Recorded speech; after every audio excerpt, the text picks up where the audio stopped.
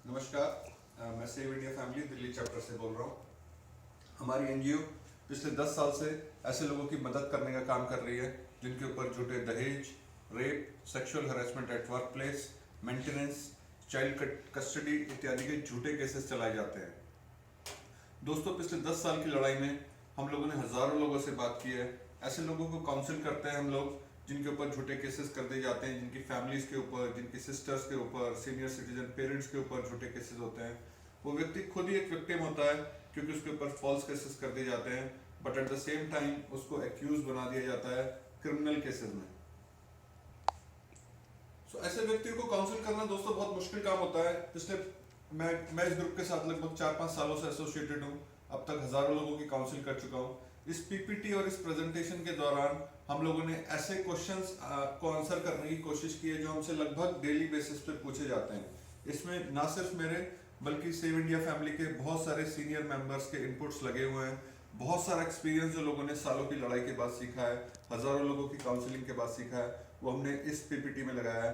मेरा आप लोगों से निवेदन है कि इस पीपीटी को सुनते वक्त फास्ट फॉरवर्ड मत कीजिए। ना जाने कौन सी बात इस पीपीटी में कही हुई आपके केस के दौरान आपकी हेल्प कर दे। सो प्लीज आप अपने मोबाइल स्विच ऑफ कर दीजिए और इस पीपीटी को ध्यान से सुनिए, क्योंकि ये बहुत लोगों का बहुत सारा एक्सपीरियंस इस पीपीटी में हमने लगाया है। आगे बढ़ते हैं। पहली पीपीटी में हम लोग ये बताना चाहते हैं कि हम लोग कोई वकील नहीं है, हम लोग कोई लीगल एक्सपर्ट्स नहीं है। हम लोगों ने यहाँ पे मैं जो भी कुछ आपको बताने वाला हूँ ये हम लोगों के एक्सपीरियंस के बेसिस पे बताई हुई बातें हैं। सारी की सारी बातें हो सकता है आपके केस पे एप्लीकेबल ना हो, आपको लीगल एक्सपर्ट से बात करनी ही पड़ेगी, बट इन चीज़ों को ध्यान में रखेंगे तो शायद आपके केसेस में आपकी हेल्प भी हो जाए। दूसरी बात हम ये बताना चाहते हैं कि केस ये लड़ाई आपकी है। हमारे बताई हुई कोई बात से डिसीजन लेना या उसको मानना या ना मानना आपकी जिम्मेदारी स्वयं होगी, उसका रिस्पॉन्सिबिलिटी आपको खुद लेनी पड़ेगी। कोई भी सॉल्यूशन गारंटीड नहीं है।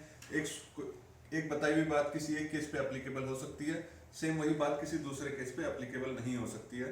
तो इसीलिए आपके केस में कौन सी बात फिट बैठती है, आपको क्या करना है क्या नहीं करना है, ये डिसीजन हम आपके ऊपर छोड़ते हैं।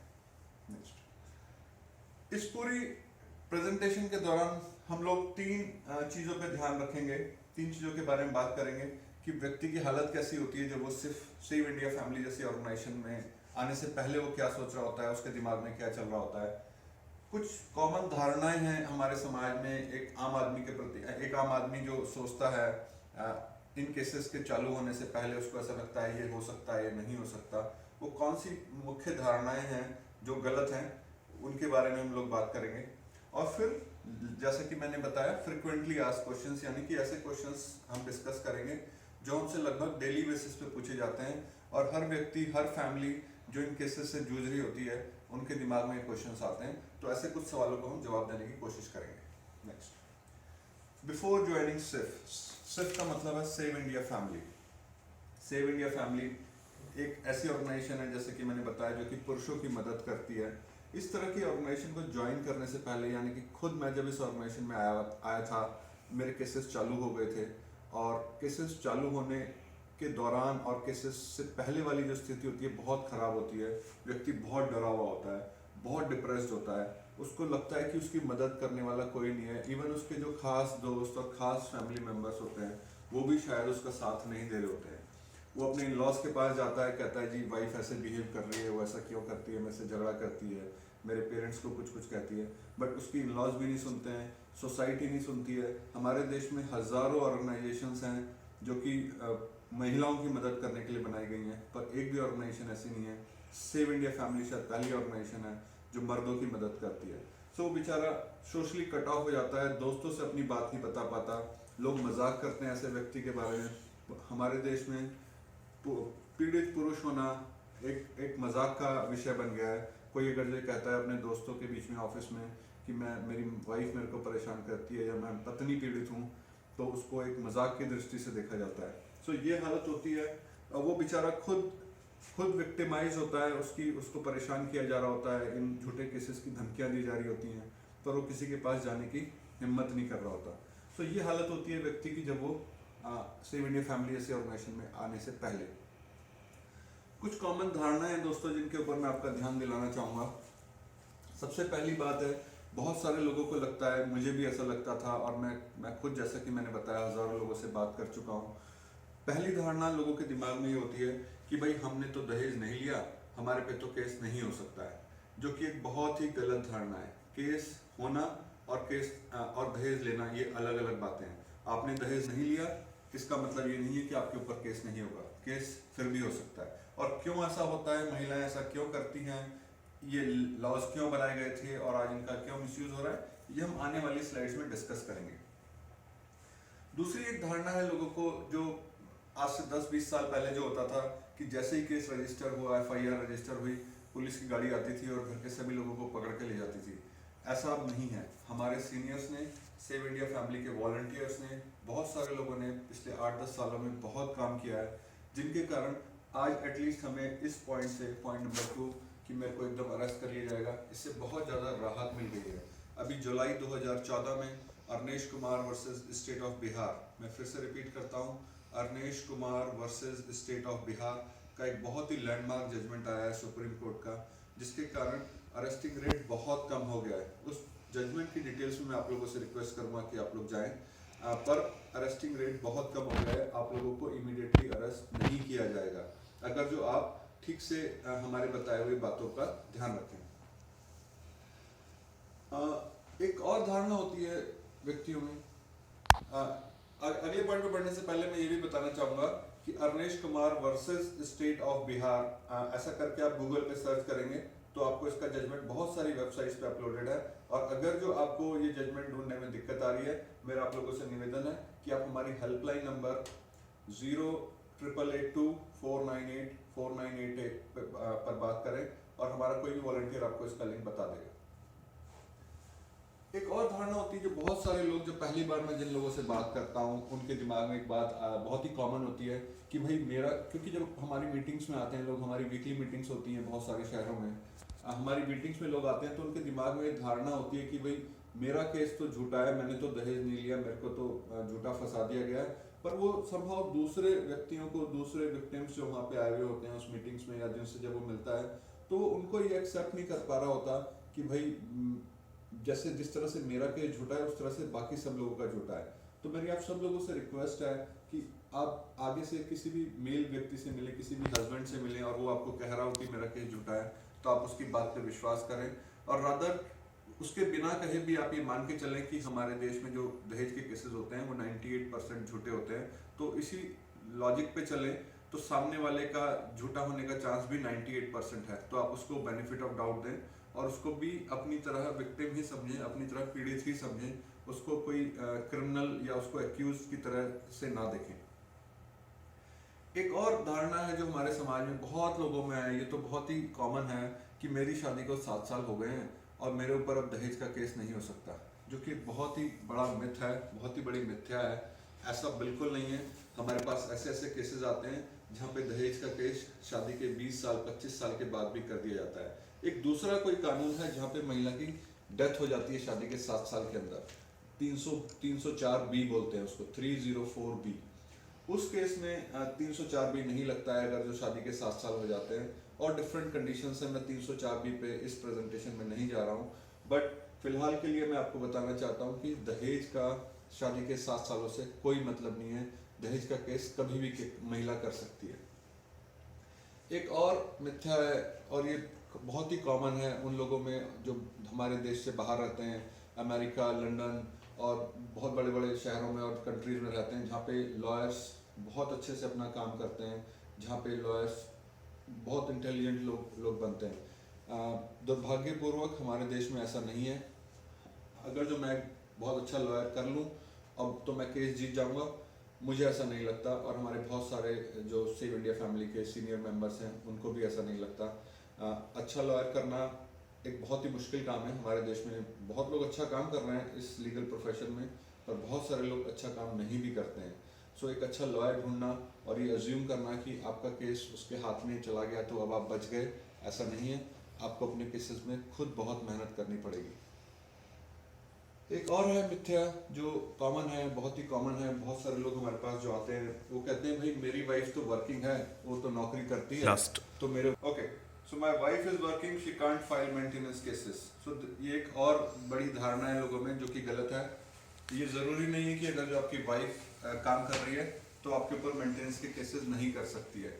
मेंटेनेंस के केसेस फिर भी फाइल किए जाते हैं। मेंटेनेंस मिलेगी या नहीं मिलेगी ये एक बहुत बड़ा सवाल है जो जज के हाथ में होता है, पर आपको अपना केस बहुत अच्छे से फाइट करना पड़ेगा, नहीं तो उसको मेंटेनेंस दी जा सकती है।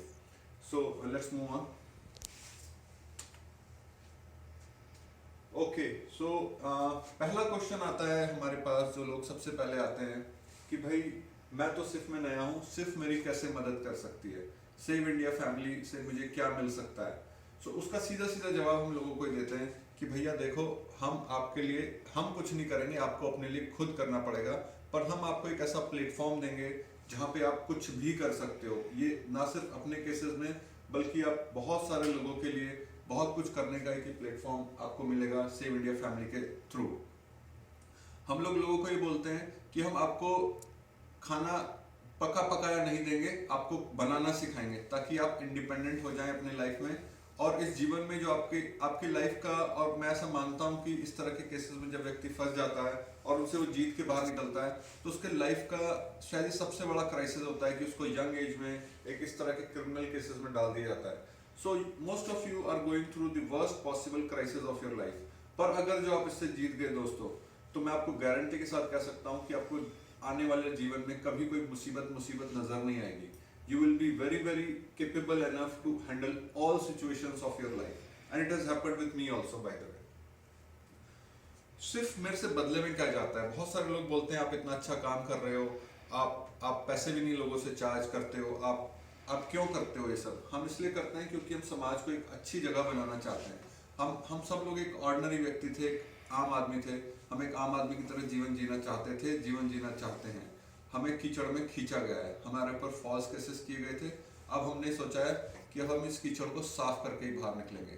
यानी कि हमें चाहते हैं, हम आपसे हमें पैसा नहीं चाहिए, हमें किसी का पैसा नहीं चाहिए। हम इस ऑर्गेनाइजेशन को, इस मूवमेंट को इतना बड़ा बनाना चाहते हैं जहाँ पे हमारे देश के सारे कानून इस तरह से हों जहाँ पे आदमी साथ एक घर में आराम से रह सके, कोई एक दूसरे को डरा ना सके। हम आपसे चाहते हैं कि आप इस मूवमेंट के लिए कंट्रीब्यूशन करें। Contribution in terms of your effort, in terms of your intelligence. आप बहुत सारी चीज़ें हैं जो इस मूवमेंट को आगे बढ़ाने के लिए कर सकते हैं। मेरे पास एक स्लाइड मैंने आगे बनाई है, मैं आपसे वो शेयर करूंगा। बट हमें आपका सिर्फ कंट्रीब्यूशन चाहिए इस मूवमेंट को आगे बढ़ाने के लिए, हमें आपका पैसा नहीं चाहिए। एक और सवाल आता है हमारे आज की डेट में, जब मैं बात कर रहा हूँ मार्च 2015 में, मेरी नॉलेज के हिसाब से लगभग 15 शहर ऐसे हैं इंडिया के जहाँ पे हम लोग ये मीटिंग्स करते हैं, वीकली मीटिंग्स। जनरली सैटरडेज या संडे को होती हैं। हमारी वेबसाइट है saveindiafamily.in, वहाँ पर हम लोगों ने डिटेल्स बताई हैं कि मीटिंग्स हमारी कहाँ कहाँ पे होती हैं। बहुत सारे शहर ऐसे भी हैं जहाँ पे हमारी मीटिंग्स नहीं होती है। लोग बोलते हैं कि भाई दिल्ली तो बहुत अच्छा चैप्टर है, दिल्ली एक काफ़ी एक्टिव चैप्टर है, लगभग 100 लोग मीटिंग में आते हैं हमारी, हर हफ्ते इंडिया गेट पे मीटिंग होती है। पर बहुत सारे शहरों में जहाँ मीटिंग नहीं होती है वहाँ पे कैसे होना चाहिए। तो हमारा जवाब ये होता है कि भाई हो सकता है आपके शहर में मीटिंग ना होती हो, पर आपके शहर में विक्टिम्स जरूर होंगे। आपको क्या करना है, आपको लोगों को आइडेंटिफाई करना है, लोगों को बताना है कि ऐसा कोई ग्रुप है और आप भी अपने शहर में मीटिंग चालू कर सकते हो। आपको मीटिंग चालू करने के लिए जिस भी तरह की गाइडेंस की जरूरत होगी वो हमारे सीनियर लोग, हम लोग आपको हेल्प करने के लिए तैयार हैं।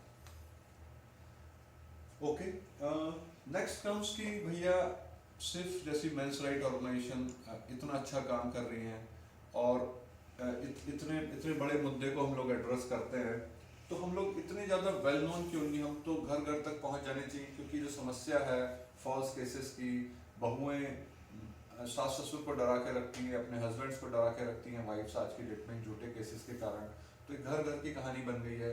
फिर भी सेव इंडिया फैमिली जैसी ऑर्गेनाइजेशंस इतनी पॉपुलर क्यों नहीं है, घर घर में हमारा नाम क्यों नहीं है। उसके कुछ रीजंस हैं जो हमने अपने एक्सपीरियंस के बेसिस पे लिखने की कोशिश करी है। हो सकता है कुछ सही ना भी हो, आपको या ठीक ना लगे, बट ये हमारा एक्सपीरियंस है, इसीलिए मैं शेयर करना चाहूँगा। पहली बात है प्रायोरिटीज़। बहुत सारे दोस्तों, आदमियों की फितरत और बहुत थोड़ी सी डिफरेंट होती है। हमने देखा है कि लोग अपने केस के लिए दिल्ली के लोग बेंगलोर जाते हैं केस के लिए, चेन्नई जाते हैं, चेन्नई के लोग दिल्ली आते हैं, मुंबई जाते हैं, लोग 1000-2000 किलोमीटर ट्रैवल करते हैं अपने केस को एड्रेस करने के लिए। पर इस पूरे मूवमेंट को चलाने के लिए अगर जो हमने देखा है कि दिल्ली में हम धरना करते हैं जंतर मंतर पे, इंडिया गेट पे, बहुत कम लोग प्रेजेंस हो पाती है, लोगों के लिए प्रायोरिटीज चेंज हो जाती हैं, फिर उनको कहीं बाहर जाना या कुछ और करना ज़्यादा इंपॉर्टेंट नजर आने लगता है। सो जो व्यक्ति 2000 किलोमीटर जाता है अपने केस के लिए, वो शायद किसी धरने के लिए या वीकली मीटिंग के लिए वो 20 किलोमीटर भी ट्रैवल नहीं करना चाहता है। एक ये बहुत बड़ा रीज़न है कि हम केस के लिए हम कुछ भी कर सकते हैं, पर कॉज के लिए हमारी प्रायोरिटीज चेंज हो जाती है। Man do not support man, ये बहुत बड़ी मिथ्या है। मैंने बचपन में सुना था कि औरत औरत की दुश्मन है, पर इस केसेस के दौरान दोस्तों मैंने पाया कि औरत औरत की दुश्मन नहीं है, मर्द मर्द का दुश्मन है। जो व्यक्ति, जो पुलिस वाला हमारी इन्वेस्टिगेशन करता है वो भी मर्द है, जो जज हमारे केसेस में डिसीजन लेता है वो भी मर्द है, वकील हमारे मर्द होते हैं ज़्यादातर, हमारा ससुर मर्द है, हमारा साला मर्द है। बट ये सब लोग एक मर्द की फितरत को नहीं समझते, मर्द के साथ नहीं देते हैं, ये लोग मर्द के अगेंस्ट काम करने का काम करते हैं। तो बहुत सारे लोग मर्द होने के बावजूद भी मर्दों के अगेंस्ट काम करते हैं, इसीलिए हमारा मूवमेंट उतना तेजी से और उतना आगे नहीं बढ़ पा रहा है। विजन नहीं होती लोगों के पास, लोगों को लगता है कि भैया बस किसी तरह केस से निमट जाओ और मैं तो दूसरी शादी कर लूँ, मेरे तो लाइफ सेटल हो जाए। ये एक कॉमन धारणा होती है लोगों की जब वो सिर्फ में आते हैं कि भाई मेरे को किसी तरह केस से बाहर निकलवा दो। सो सिर्फ जो फोकस होता है, जो सारा दिमाग होता है वो यहाँ पे लगा रहता है कि भाई मेरे को केस से बाहर निकलना है, मेरे को केस से बाहर निकलता है। लोग पैसे दे करके, लोग माफिया मांग के, कुछ नहीं करने के बावजूद भी लोग माफिया मांग के किसी तरह से मामले को निपटाने की कोशिश करते हैं। लॉज को चेंज करने पे हम लोग जनरली ध्यान नहीं देते हैं। सो केस इंपॉर्टेंट है, मैं ये नहीं कह रहा हूँ कि केस लड़ना जरूरी नहीं है, केस बिल्कुल लड़िए, पर अपना थोड़ा सा वक्त इस कॉज से लड़ने के लिए, इन कानूनों से लड़ने के लिए आपको जरूर निकालना पड़ेगा। तभी आपका और आपके आने वाली जनरेशन्स का, आपके छोटे भाई बहनों का भला उसी से होगा। जैसे कि मैंने बताया कि हमें टाइम थोड़ा निकालना पड़ेगा। मैं ना टू शाई, आदमी लोग बहुत शर्मीले होते हैं, उनको बड़ा हेजिटेट करते हैं अपनी प्रॉब्लम्स किसी से डिस्कस करते हुए।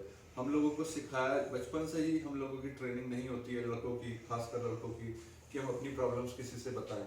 कोई लड़का रोता भी है तो उसको रोक दिया जाता है ये बोल के कि क्या लड़कियों की तरह रो रहा है। लड़कों को रोने पर, लड़कों को अपना दर्द बताने पर भी हम लोग एक तरह से रोक देते हैं। उनको, हम लोगों को ट्रेनिंग नहीं मिली होती बचपन में कि हम अपनी बात किसी से कह सकें, और इसीलिए एक आम आदमी जो होता है वो अंदर ही अंदर मरता रहता है, घुलता रहता है, और वो किसी से अपनी बात शेयर नहीं करता है।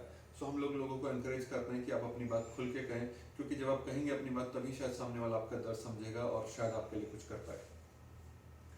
एक और कॉमन मिथ्या है जिसके लिए हमारा ऑर्गेनाइजेशन इतना बड़ा आगे नहीं जा रहा है, कि बहुत सारे लोग जो हैप्पीली मैरिड हैं, जो जिनकी लाइफ ठीक चल रही है, उनके दिमाग में कभी आता भी नहीं है कि हमारा ऊपर ऐसा केस हो सकता है। बहुत सारे बुजुर्ग लोग भी आते हैं हमारे पास 20-20, 25-25 साल की शादी के बाद, और उनके ऊपर संभव केस कर दिए जाते हैं। तब उनको रियलाइज होता है कि उन्होंने कभी जीवन में नहीं सोचा था ऐसा कि उनके ऊपर केस हो जाएगा। सो ये भी एक धारणा है कि हमारे ऊपर तो 0% चांस है केस होने का, तो हम क्यों पड़े एक पुरुष ऑर्गेनाइजेशन के चक्कर में, हमें तो let's work for women security, महिला एम्पावरमेंट के लिए काम करने लग जाते हैं बहुत सारे मर्द, जबकि ऐसा नहीं है। ये केसेस किसी भी उम्र में किसी के ऊपर भी किए जा सकते हैं। Thank you, let's move on. Okay, एक और सवाल जो हम लोगों को बताना चाहते हैं वो ये है कि शादी के दौरान किस तरह के प्रिकॉशंस को लेना चाहिए। ठीक है, सो आपके बेटे या बेटी की, दोनों की शादियां हो तो किस तरह की चीज़ों का ध्यान रखना चाहिए, वो मैंने यहाँ पे शॉर्ट डाउन करने की कोशिश करी है। हो सकता है आपकी अगला सवाल जो हमसे पूछा जाता है कि किन चीज़ों का ध्यान रखना चाहिए शादी से, बेटा या बेटी की शादी करने से पहले, या आपको खुद की अपनी शादी करने से पहले, या अपने छोटे भाई बहनों की शादी, दोस्तों की शादी के दौरान आपको किन चीज़ों का ध्यान रखना चाहिए। हमने वो चीज़ें सब यहाँ शॉर्ट लिस्ट करने की कोशिश करी है। सो सबसे पहला और सबसे इम्पॉर्टेंट पॉइंट जो मैं आप लोगों को बताना चाहूँगा, किसी भी ऐसी फैमिली में शादी ना करें जिसमें किसी भी लड़की ने 498 का केस अपने हस्बैंड के और अपने इन लॉज के ऊपर किया हो। ऐसी फैमिली में शादी करने का मतलब है कि आपके ऊपर इस तरह का केस किया जाएगा, इसकी पॉसिबिलिटी बहुत ज़्यादा बढ़ जाती है। हमारा ये सजेशन होता है कि ऐसी फैमिली में आप अपनी बहनों की भी शादी ना करें जहाँ किसी लड़की ने 498A का केस किया हो, क्योंकि ऐसी फैमिलीज का माहौल अच्छा नहीं होता है। आपकी बहन और बेटी भी ऐसी फैमिली में अगर जो जाके शादी करेगी तो वो भी खुश नहीं रह पाएगी। ऐसा हमारा एक्सपीरियंस है। तो इस तरह की फैमिली से आप बिल्कुल कट ऑफ कीजिए। 498A फैमिली, 498A ये दहेज के कानून को बोला जाता है। जो लोग दूसरी शादी कर रहे होते हैं उन लोगों के लिए हमारा स्पेशल रिकमेंडेशन है कि अगर जो आप किसी ऐसी लड़की से शादी करने जा रहे हैं जो ऑलरेडी डिवोर्सी है या जो कहती है कि मेरे हस्बैंड की डेथ हो गई थी, आप सारे डॉक्यूमेंट्स प्रूफ देख लें पहले जाकर वो किस शहर में उसकी शादी हुई थी और वो कोई लीगल लिटिगेशन में तो नहीं फंसी हुई थी वो लड़की। क्योंकि हमने बहुत सारे केसेस में देखा है जहाँ पे लड़कियाँ ये बोल देती हैं कि वो विडो हैं, पर एक्चुअली उन्होंने अपने पहले वाले हस्बैंड के ऊपर फॉल्स केसेस किए होते हैं। और एक बार एक लड़की फॉल्स 498A कर देती है तो ये ऐसा करना उसकी आदत बन जाती है। ऐसा हमारा एक्सपीरियंस है। हजारों केसेस देखने के बाद हमको ऐसा लगता है कि 498A फैमिली अगर जो किसी ने कर दिया तो आपको ऐसी फैमिली से रिलेशन नहीं रखना चाहिए। Do not marry in a family जहाँ पे लोग किसी तरह की फ्रॉडुलेंट एक्टिविटीज या इलीगल काम में अपना जो उनका काम ही इस तरह का है, जहाँ पे पुलिस कोर्ट कचहरी में जाना उनके लिए बहुत ही रूटीन सी बात होती है। जिस फैमिली में ऐसे लोग हैं जो पहले किसी केसेस में फंस चुके हैं, पहले कोई इलीगल काम करते हुए पकड़े जा चुके हैं, जेल में जा चुके हैं, ऐसी फैमिलीज में शादी करने का मतलब है कि ऐसे लोगों का डर निकल जाता है। एक आम आदमी जो है हमारे देश में दोस्तों पुलिस से बहुत डरता है, कोर्ट कचहरी से घबराता है। पर अगर जो आप किसी ऐसी फैमिली में शादी कर रहे हैं जहाँ पे लोग इलीगल काम करते हुए फंस गए हैं और उन लोगों को पुलिस कोर्ट कचहरी का डर खत्म हो जाता है, ऐसी फैमिली में शादी करना मतलब कि 498A को न्योता देने जैसी सिचुएशन है। सो हम लोग सजेस्ट करेंगे इलीगली जो लोग काम करते हैं, इलीगल काम करते हैं, ऐसे लोगों से दूर रहें मैरिज के दौरान। जो भी स्त्रीधन, ये स्त्रीधन का जो मुद्दा है ना, ये बड़ा इंपॉर्टेंट मुद्दा है दहेज के केसों में। एक धारा होती है 406, मैं आगे आने वाली स्लाइड्स में उसके बारे में बात करूंगा। ये स्त्रीधन के मुद्दे के कारण बहुत सारे लोग अरेस्ट हो जाते हैं और लोगों को डर लगता है 498A से, जबकि ये जो स्त्रीधन का मुद्दा होता है ये अरेस्टिंग का रीजंस होता है बहुत सारे केसेस में।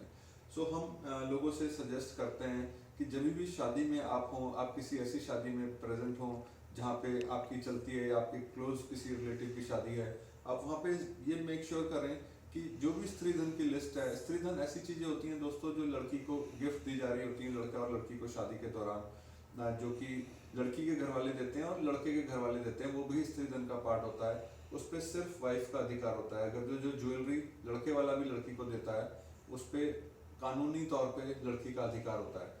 तो जो भी गिफ्ट दिए जा रहे हैं दोनों साइड से, हम लोगों का ये सजेशन होता है कि उसकी एक लिस्ट बना ली जाए और उसको दोनों पार्टी से, यानी कि लड़का से, हस्बैंड से, वाइफ से और दो गवाहों से, दोनों साइड के दो गवाह हों, ऐसे लोगों से उस लिस्ट को साइन करवा लिया जाए। हमारे देश में बहुत सारी प्रथाएं होती हैं शादी के दौरान, बहुत सारी सेरेमनीज हम लोग करते हैं शादी के दौरान।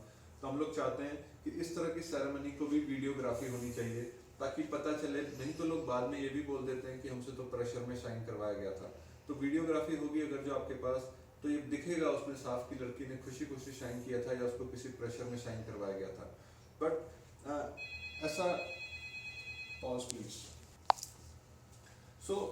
इस तरह की चीज़ को वीडियो रिकॉर्ड करना अभी हमारे देश में उतना अच्छा नहीं समझा जाता। लोग शायद शर्माते हैं ऐसा करते हुए, लोग उतना ओपनली बात नहीं करते हैं, क्योंकि जब शादी हो रही होती है तो कोई ऐसा नहीं सोचता है कि हमारे ऊपर भी केस किया जा सकता है या हमारे ऊपर भी केस हो सकता है। बट वक्त का कुछ नहीं पता, जैसा कि मैंने पहले बोला, शादी के 20-25 साल के बाद भी केसेस होते हैं लोगों के ऊपर। So it is always good to be safe than to be sorry. किसी भी तरह के गिफ्ट्स को शादी के दौरान हमने देखा है कि बहुत सारे लोग जानबूझकर और बहुत सारे लोग अनजाने में आपको या हस्बैंड्स को चेक से या ड्राफ्ट के फॉर्म में कुछ गिफ्ट दे दिया। यानी कि सपोजिंग सेरेमनी के लिए उसको सूट की, लड़के को सूट गिफ्ट करना है फादर इन लॉ में शादी में, तो उसके अकाउंट में 5-10 हज़ार रुपये जमा करा देते हैं चेक से या ड्राफ्ट से, और वो लड़का ले भी लेता है क्योंकि उस टाइम किसी ने नहीं सोचा होता कि हमारे ऊपर केस हो जाएगा। बट यही 5-10 हज़ार रुपये का चेक या ड्राफ्ट आपके लिए बाद में फंसने का कारण बन जाता है। तो हम लोग उसे सजेस्ट करते हैं कि आप कोई भी गिफ्ट्स वगैरह इस फॉर्म में ना लें, और लें तो उसको डॉक्यूमेंट कर लें कि हमने आपसे 10,000 रुपये सूट के लिए लिए थे, तो आप सेफ हैं। पर ये लोग जानबूझकर दे देते हैं आपको उस टाइम फंसाने के लिए, और बाद में इसका मिसयूज़ करते हैं, और तब आपके पास प्रूफ्स नहीं होते कि ये तो मैंने सिर्फ शादी के लिए सूट के लिए लिया था या पर्टिकुलर आइटम खरीदने के लिए लिया था। मैरिज सर्टिफिकेट्स हम लोग आजकल सभी रजिस्ट्रेशन कराते हैं अपनी मैरिजेस का। मैरिज सर्टिफिकेशन में भी आपको लोग लिखवाना चाहिए कि कोई भी तरह की दहेज का लेना देना नहीं हुआ है शादी के दौरान। एक हमारे ग्रुप के कुछ सीनियर लोगों ने, कुछ एक्सपीरियंस लोगों ने एक छोटी सी किताब लिखी, एक छोटा सा डॉक्यूमेंट बनाया है जिसका नाम है वार्निंग फॉर इंडियन बैचलर्स। उसका URL मैंने यहाँ पे मेंशन किया है। मेरा आप लोगों से रिक्वेस्ट है कि अगर जो आपके घर में कोई शादी होनी बाकी है, लड़के की या लड़की की, तो आप इस URL पे जाकर इस डॉक्यूमेंट को पढ़ें। इसका वर्जन हिंदी में भी है, इंग्लिश में भी है, और बंगला में भी है। अगर जो आपको ढूंढने में कोई दिक्कत आती है तो आप गूगल पे सिर्फ इतना लिख दें, वार्निंग फॉर इंडियन बैचलर्स, आपको ये डॉक्यूमेंट फिर भी मिल जाएगा। नेक्स्ट। ओके, अगला क्वेश्चन दोस्तों जो हमारे दिमाग में आता है वो ये आता है, और जनरली जो लोग हमसे पूछते हैं वो ये पूछते हैं कि मेरी वाइफ मेरे साथ रह रही है, वाइफ अभी गई नहीं है, झगड़ा है, दोनों पार्टियां साथ रहती हैं, पर वो वाइफ जो है उसने धमकियां देनी शुरू कर दी हैं, मैं क्या करूं? जब ऐसे व्यक्ति लोग हमारे पास आते हैं तो हम उनको कुछ एडवाइस देते हैं जो कि हमने यहाँ पे नोट करने की कोशिश करी है। सो पहली और सबसे इम्पॉर्टेंट चीज़ है कि आप जो भी वो बकवास कर रही है, जो भी आपको धमकियां दे रही है, वो या उसके घर वाले, आप इस सारी चीज़ वीडियो या ऑडियो रिकॉर्ड कीजिए। वीडियो रिकॉर्ड कर सकते हैं, बहुत अच्छा। वीडियो रिकॉर्ड नहीं कर सकते हैं तो एटलीस्ट आप ऑडियो रिकॉर्ड कीजिए, और जिस भी मीडिया में आप रिकॉर्ड करें उससे डिलीट मत कीजिए। यानी कि अगर जो आप मोबाइल फ़ोन का इस्तेमाल कर रहे हैं रिकॉर्डिंग के लिए, तो आप उसकी कॉपी बना लीजिए अपने लैपटॉप पर आप उसको मोबाइल से डिलीट मत कीजिए। यदि आपका मेमोरी कार्ड भर जाए तो आप अपना मेमोरी कार्ड दूसरा लगा लीजिए, उस मेमोरी कार्ड को किसी लॉकर में डाल दीजिए, क्योंकि कोर्ट में एविडेंस एक्ट के हिसाब से आपको ओरिजिनल मीडिया ही देना पड़ेगा कल को अगर जो ज़रूरत पड़ती है। तो हम लोगों को ये भी एडवाइस करते हैं कि आप अपनी, अगर जो झगड़ा चल रहा है और आप अपनी फैमिली के साथ रहते हैं, फैमिली यानी कि पेरेंट्स और भाई बहन या भाई भाभी के साथ रहते हैं, तो आप अलग हो जाइए और एक सेपरेट घर में रहने की कोशिश कीजिए, और इसको भी डॉक्यूमेंट कर लीजिए कि हम लोग इस घर में रह रहे हैं। लीज अपने नाम पे या वाइफ के नाम पे या दोनों के नाम पे करवाने की कोशिश कीजिए। जो भी आप वाइफ के ऊपर या घर का खर्चा करते हैं शादी के बाद, उसका एक एक्सपेंसेस डिटेल्स रखने की कोशिश कीजिए। अपने क्रेडिट कार्ड या डेबिट कार्ड से ट्रांजैक्शंस आप करेंगे तो आपके लिए बेनिफिट होगा। कभी वाइफ की तबीयत खराब हो जाती है, उसको अगर जो आपने डॉक्टर को दिखाया है या उसको कभी बाहर खाना खिलाया है, उसके कुछ फोटोग्राफ्स, अगर जो आप अच्छे वक्त में जो आपके पास फोटोग्राफ्स आप खींच सको। सो इस तरह के डॉक्यूमेंट्री एविडेंसेस, जैसे ही आपको लगने लगे कि मेरी वाइफ मेरे ऊपर इस तरह के केसेस कर सकती है, आपको इस तरह के चीज़ों का उपयोग कर देना चाहिए कि उसके साथ जितने भी डॉक्यूमेंट्री चीज़ें डॉक्यूमेंट कर पाओगे वो आपको लॉन्ग टर्म में हेल्प करेगा। एक और सजेशन मैं देना चाहूँगा कि शादी के होते ही साथ अगर जो उसका पहले से कोई अकाउंट है तो ठीक है, नहीं है तो आप उसका एक अकाउंट खुलवा दीजिए। उसको खर्चे का जो भी आप पैसा देते हैं, घर के खर्चे का या उसके खुद पर्सनल पॉकेट एक्सपेंसेस, आप अकाउंट के थ्रू उसके ट्रांसफ़र कीजिए and let her withdraw the money from that account. So इस तरह की चीज़ों से आप कोर्ट में कल को बुरे वक्त में प्रूव कर पाएंगे कि आप अपनी वाइफ का ठीक से ध्यान रखने की कोशिश कर रहे हैं। नेक्स्ट पॉइंट है, अपने सारे इंपॉर्टेंट डॉक्यूमेंट्स और वैल्यूएबल्स दूर रखिए। अगर जो आपको ऐसा लगता है कि आपकी वाइफ का आपसे झगड़ा चल रहा है और वो किसी भी लेवल तक जाने के लिए तैयार है, देखिए हस्बैंड वाइफ का झगड़ा हर घर में होता है, पर अगर जो आपका सिक्स्थ सेंस, अगर जो आपकी इंटेलिजेंस आपको ये कह रही है कि मेरी वाइफ घर से भाग सकती है, मेरी वाइफ मेरे ऊपर झूठा केस कर सकती है, हर वाइफ झूठा केस नहीं करती है, पर अगर जो आपके दिल में ऐसा ख्याल आ रहा है तो आप अपने सारे वैल्यूएबल्स इंपॉर्टेंट डॉक्यूमेंट्स जैसे कि पासपोर्ट, पैन कार्ड, ऑफिस की सैलरी स्लिप्स, ये अपने घर से तुरंत हटा दीजिए। हमने ऐसे बहुत केसेस देखे हैं जहाँ पे वाइफ आपके डॉक्यूमेंट्स लेकर के घर से चली जाती है, प्रॉपर्टी के पेपर्स चली जाती है, और फिर इनका मिसयूज़ किया जाता है आपके केसेस के दौरान। आपकी सैलरी स्लिप्स का, लोग अपने पासपोर्ट के लिए उनको बहुत मेहनत करनी पड़ती है, पासपोर्ट अगर जो वाइफ ले जाए उठा करके। तो हमारा सजेशन है तुरंत ये सारे डॉक्यूमेंट्स अपने घर से हटा दीजिए अगर जो आपको लग रहा है कि आपके ऊपर फॉल्स केसेस किए जा सकते हैं। वाइफ के कुछ डॉक्यूमेंट्री एविडेंसेस आप रख सकते हैं, जैसे कि खासकर उसके एजुकेशन क्वालिफिकेशन, जॉब और सैलरी डिटेल्स। अगर जो पहले जॉब करती थी शादी से पहले कभी, तो वो डिटेल्स भी आप ले लीजिए। उसकी कोई सैलरी, करंटली जॉब कर रही है, सैलरी डिटेल्स, उसके एजुकेशन क्वालिफिकेशन डिटेल्स। क्योंकि जब वाइफ केस करती है तो वो इस तरह की चीज़ें छुपाने की कोशिश करती है कि मैं जॉब करती थी या करती हूँ। और अगर जो आपके पास इस तरह के एविडेंसेस होंगे तो वो आपकी मदद करेंगे अपने केसेस को लड़ने के लिए। अपने नेबर्स और अपने रिलेटिव्स को ज़रूर बताइए। ये मत समझिए कि हस्बैंड वाइफ का मैटर है और ये सुलझ जाएगा। अगर जो आपके अगेन आपके सिक्स सेंस आपको ये कह रहा है कि भैया मेरा सिचुएशन ठीक नहीं है और ये एक नॉर्मल झगड़े से ज़्यादा झगड़ा हो रहा है हमारे बीच में, तो आपको सिर्फ अपने आप को परेशान करने की ज़रूरत नहीं है। आप इसको शेयर कीजिए अपने दोस्तों से, अपनी फैमिली से, अपने नेबर्स से। हम लोगों को सजेस्ट करते हैं कि आपके रेजिडेंट वेलफेयर एसोसिएशन होगी तो आप उसके प्रेसिडेंट से, सेक्रेटरी से जाके बताइए कि हमारे घर में ये सब चल रहा है। क्योंकि समाज के लोगों को जोड़ने में हमें फ़ायदा मिलेगा। कल को 4 लोग आके आपको कह सकते हैं, पुलिस को कह सकते हैं, किसी मीटिंग में कह सकते हैं कि एक अच्छी फैमिली है, एक अच्छा व्यक्ति है, इसके साथ जो हो रहा है वो ठीक नहीं हो रहा है। यदि आप किसी को नहीं बताएंगे तो समाज की साइकोलॉजी है कि महिला को ही हमेशा पीड़ित समझा जाता है। तो इट इज़ ऑलवेज गुड आप अपने ऑफिस के दोस्तों को और अपने पर्सनल दोस्तों को, सोसाइटी के लोगों को, रिलेटिव्स को ज़रूर इन्फॉर्म करें कि ऐसा चल रहा है। ज़रूरी नहीं है कि घर में काउंसलिंग सेशन हो, बट इट इज़ इम्पॉर्टेंट कि उनको पता होना चाहिए कि आप इस सिचुएशन में हैं जहाँ पे आपके साथ कुछ भी हो सकता है।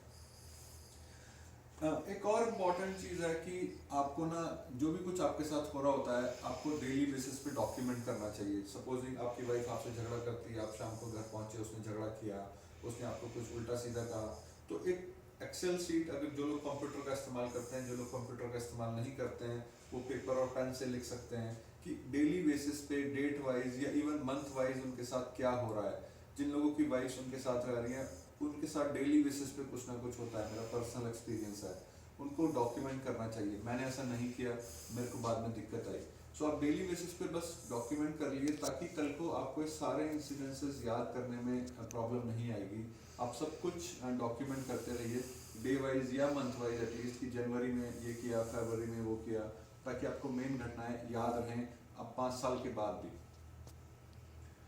अगर जो ये सिचुएशन आ जाती है कि झगड़ा वगड़ा करने के बाद वाइफ घर से छोड़ के जा रही है या छोड़ के चली गई, आप ऑफिस आए हो, घर से पीछे से छोड़ के चली गई आपका घर, तो आपको कुछ चीज़ें करनी चाहिए जो कि बहुत इंपॉर्टेंट हैं, आपको लॉन्ग टर्म में केसेस के दौरान ही हेल्प करेंगी। पुलिस को इमीडिएटली आपको बताना है। एक आम आदमी पुलिस थाने तक जाते हुए डरता है, बट ये बहुत इंपॉर्टेंट है कि आप अपनी वाइफ के जाने की रिपोर्ट या उसके घर वाले उसको लेकर के चले गए हों, या अगर जो उसके घर वाले आ भी जाएं और वो आपकी उपस्थिति में भी जा रही है, तो भी आप 100 नंबर डायल करके, आपके सब शहरों में 100 नंबर होता है, 100 नंबर डायल करके या लोकल पुलिस को फ़ोन करके बुला लीजिए और सब चीज़ें डॉक्यूमेंट कर लीजिए कि वो सही सलामत जा रही है, मेडिकल फिट कंडीशन में जा रही है, और सेकेंडली वो क्या सामान छोड़ के जा रही है और क्या सामान लेकर के जा रही है। ये एक्सट्रीमली इम्पॉर्टेंट है डॉक्यूमेंट करना। और अगर जो आपके पीछे से वो चली गई है, आप शहर से बाहर थे तो चली गई है, जैसे ही आपको पता चलता है आप पुलिस में इमीडिएटली एक इंफॉर्मेटरी रिपोर्ट बोलते हैं, इत्तला पेशबंदी हिंदी में बोला जाता है, आप एक छोटी सी एप्लीकेशन लिखिए, हमारे किसी हेल्पलाइन पे फ़ोन करके आपको नंबर पता चल जाएगा उसमें क्या लिखना है, आप फ़ोन करके वो तुरंत वो एप्लीकेशन पुलिस में देने की कोशिश कीजिए। अगर जो आपके सामने जा रही है, जैसा मैंने बताया, सारे सामान की लिस्ट आप बना लीजिए, पुलिस और या किसी मोहल्ले पड़ोस के लोगों की विटनेस में कोशिश कीजिए कि पुलिस उस टाइम हो और वो इवेंट सब वीडियोग्राफ हो इफ़ पॉसिबल, जब वो आपके घर से जा रही है। क्योंकि हमने देखा है कि महिलाएं घर से निकलने के बाद अपना कोई फॉल्स मेडिकल बनवा लेती है। हमारे देश में बहुत आसान होता है फॉल्स मेडिकल बनवाना, और एक फॉल्स मेडिकल रिपोर्ट लगा दी जाती है कि इसने मेरे को मारा पीटा, मेरे को सामान के बिना घर से बाहर निकाल दिया, बच्चे के साथ बिना सामान के निकाल दिया, और इस तरह के केसेस बना दिए जाते हैं। Last and not the least, जिन केसेस में बच्चे इन्वॉल्व हैं, हमने ऐसा देखा है कि जनरली जब सेपरेशन होता है हस्बैंड वाइफ का, बच्चे जिसके पास रह गए, कोर्ट कोशिश ये करती है कि बच्चे उसी के पास रहें लॉन्ग टर्म में भी।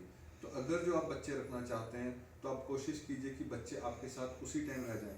अगर जो वाइफ एक बार बच्चे ले गई तो बच्चों को वापस लाना इम्पॉसिबल तो नहीं है, पर बहुत मुश्किल हो जाता है। फिर आपको एक बहुत बड़ी चाइल्ड कस्टडी बैटल के थ्रू भी गुजरना पड़ता है, बच्चा किस जेंडर का है, बेटी है, कितनी बड़ी है, वो सब चीज़ें फिर बहुत कॉम्प्लेक्सिटी इन्वॉल्व हो जाती है।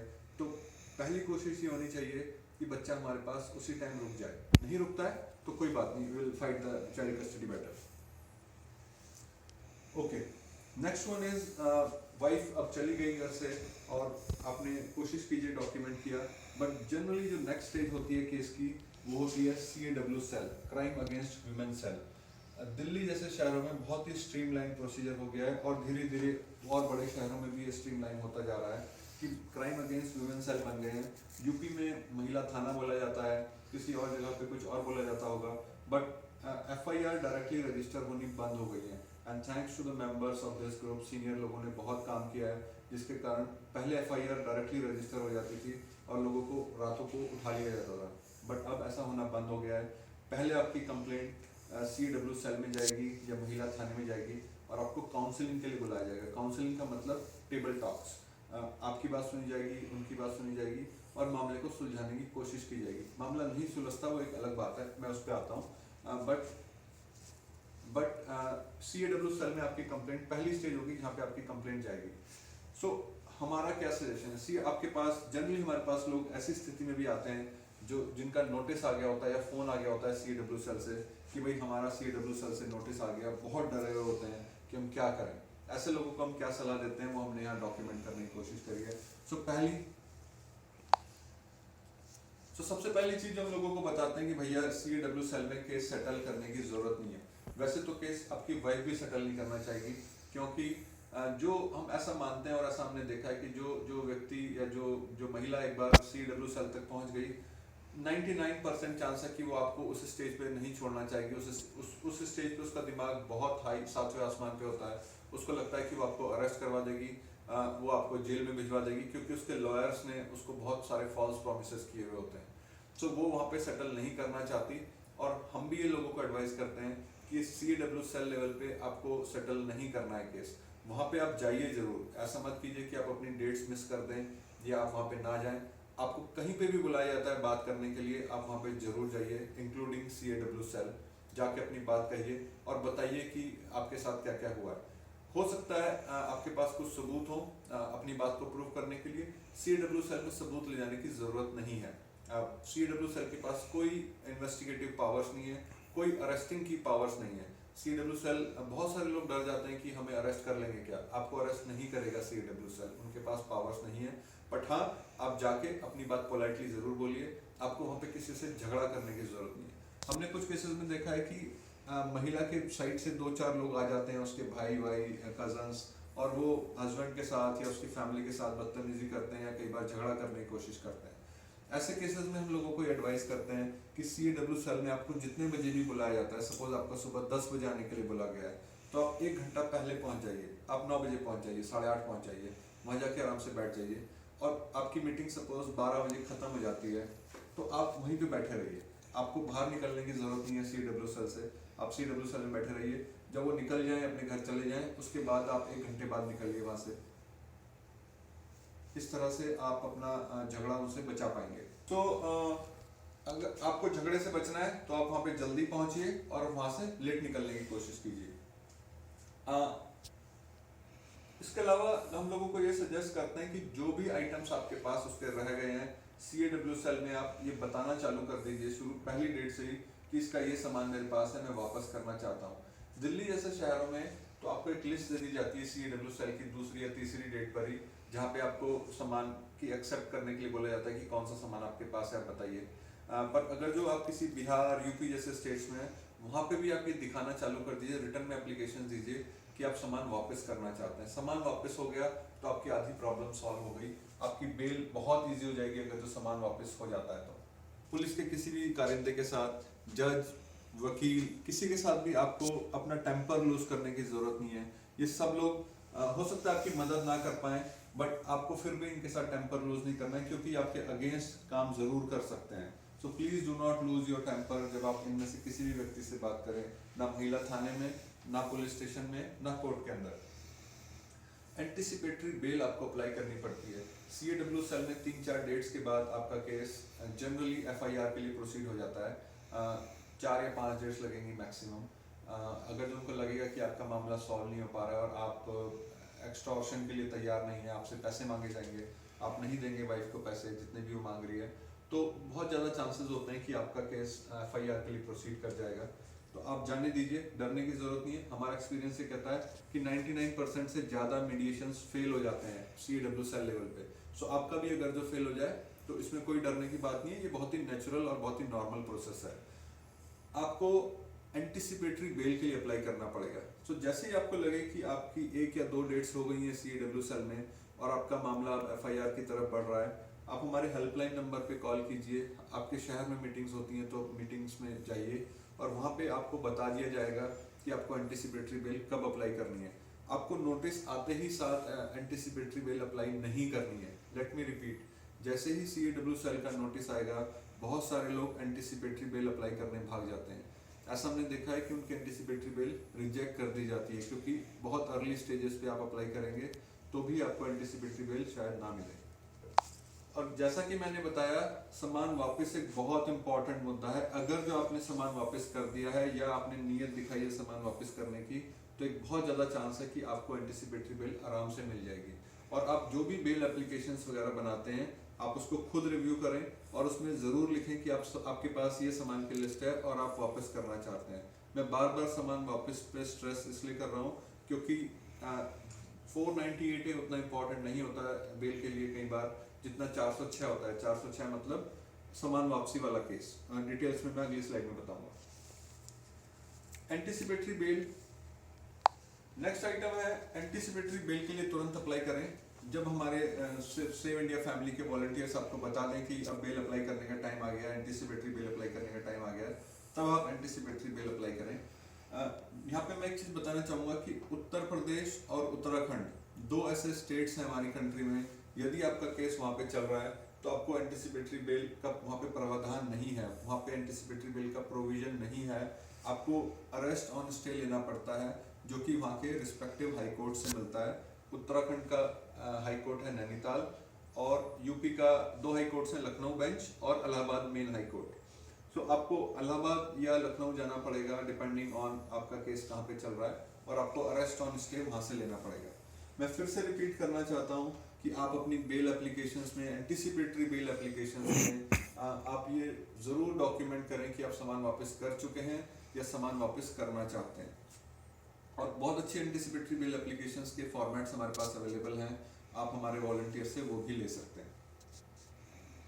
एंटिसिपेटरी बेल के लिए कई बार जजेस आपको एक्सटॉर्शन के लिए फोर्स करते हैं, यानी कि आपको बोला जाता है कि आप इसको 5 लाख रुपए दे दो लड़की को, उसको 10 लाख रुपए दे दो, आपको एंटिसिपेटरी बेल हम तभी देंगे। हम लोगों को ये सजेस्ट करते हैं कि आपको एक्सटॉर्शन में जाने की जरूरत नहीं है। एंटिसिपेटरी बेल आपका राइट है, आप पे जज कोई एहसान नहीं कर रहा है एंटिसिपेटरी बेल दे करके, ये आपका फंडामेंटल राइट है। आप सुप्रीम कोर्ट तक जाइए, अगर जो आप सुप्रीम कोर्ट तक जाएंगे आपको गारंटीड एंटिसिपेटरी बेल मिलेगी, आपको डरने की जरूरत नहीं है। कानून ये महिलाओं के फेवर में है, बट एंटिसिपेटरी बेल मिलना हमारा राइट है। हम लोगों ने एक वीडियो बनाया है जहाँ पे हमारी दिल्ली में मीटिंग होती है इंडिया गेट के ग्राउंड्स में। अगर जो आप गूगल पे सर्च करेंगे how to handle CAW cell, आपको पहला लिंक जो मिलेगा वो हमारा ही वीडियो है। उसका एग्जैक्ट URL मैंने यहाँ पे लिखा है, सिर्फ delhi-training-2012/09/CAW-session.html। इस URL पे अगर जो आप जाएंगे तो आपको डिटेल्स में पता चल जाएगा कि CAW सेल में क्या करना है, क्या नहीं करना है। और एक चीज़ और बताना चाहता हूँ जो यहाँ पे मैंने मेंशन नहीं की है, कि अगर जो आपको अपनी कंप्लेंट की कॉपी लेनी है जो आपके अगेंस्ट फाइल की गई है, तो आपको RTI डालनी पड़ेगी। RTI का एक सेपरेट सेशन है हमारा, वो भी आपको इसी लिंक पे मिल जाएगा। RTI डाल करके अपनी कंप्लेंट की कॉपी मंगाइए, अदरवाइज आपको कंप्लेंट की कॉपी नहीं दी जाती है जनरली। आज की डेट में 2015 मार्च में ऐसा कानून है। बहुत सारे केसेस हम देखते हैं कि मीडिएशन में जब मामला होता है तो लड़की या तो किसी रीजंस के साथ या बिना किसी रीजंस के ऐसी बात कह देती है कि मैं तो वापस जाना चाहती हूँ, ताकि वो आपके ऊपर और प्रेशर क्रिएट कर सके। ऐसी स्थिति में हमारे पास लोग आते हैं कि भाई हमारी वाइफ अब आने के लिए तैयार है, उसने केस कर दिए है, पिछले 1-2 साल से केस चल रहा है, या CAW सेल में मेरा केस चल रहा है और अब वो वापस आने के लिए कहती है। हम उसको क्या एडवाइस करते हैं। हम पहला हमारा और मेरा पर्सनल सजेशन लोगों से ये होता है, इसमें हो सकता है कुछ लोग मतभेद रखें, कि जिस लड़की ने एक बार केस कर दिया, जिसने एक बार आपकी फॉल्स कंप्लेंट कर दी, आपकी फैमिली की फॉल्स कंप्लेंट कर दी, मेरा पर्सनल सजेशन होता है कि ऐसी लड़की को वापस नहीं लाना चाहिए।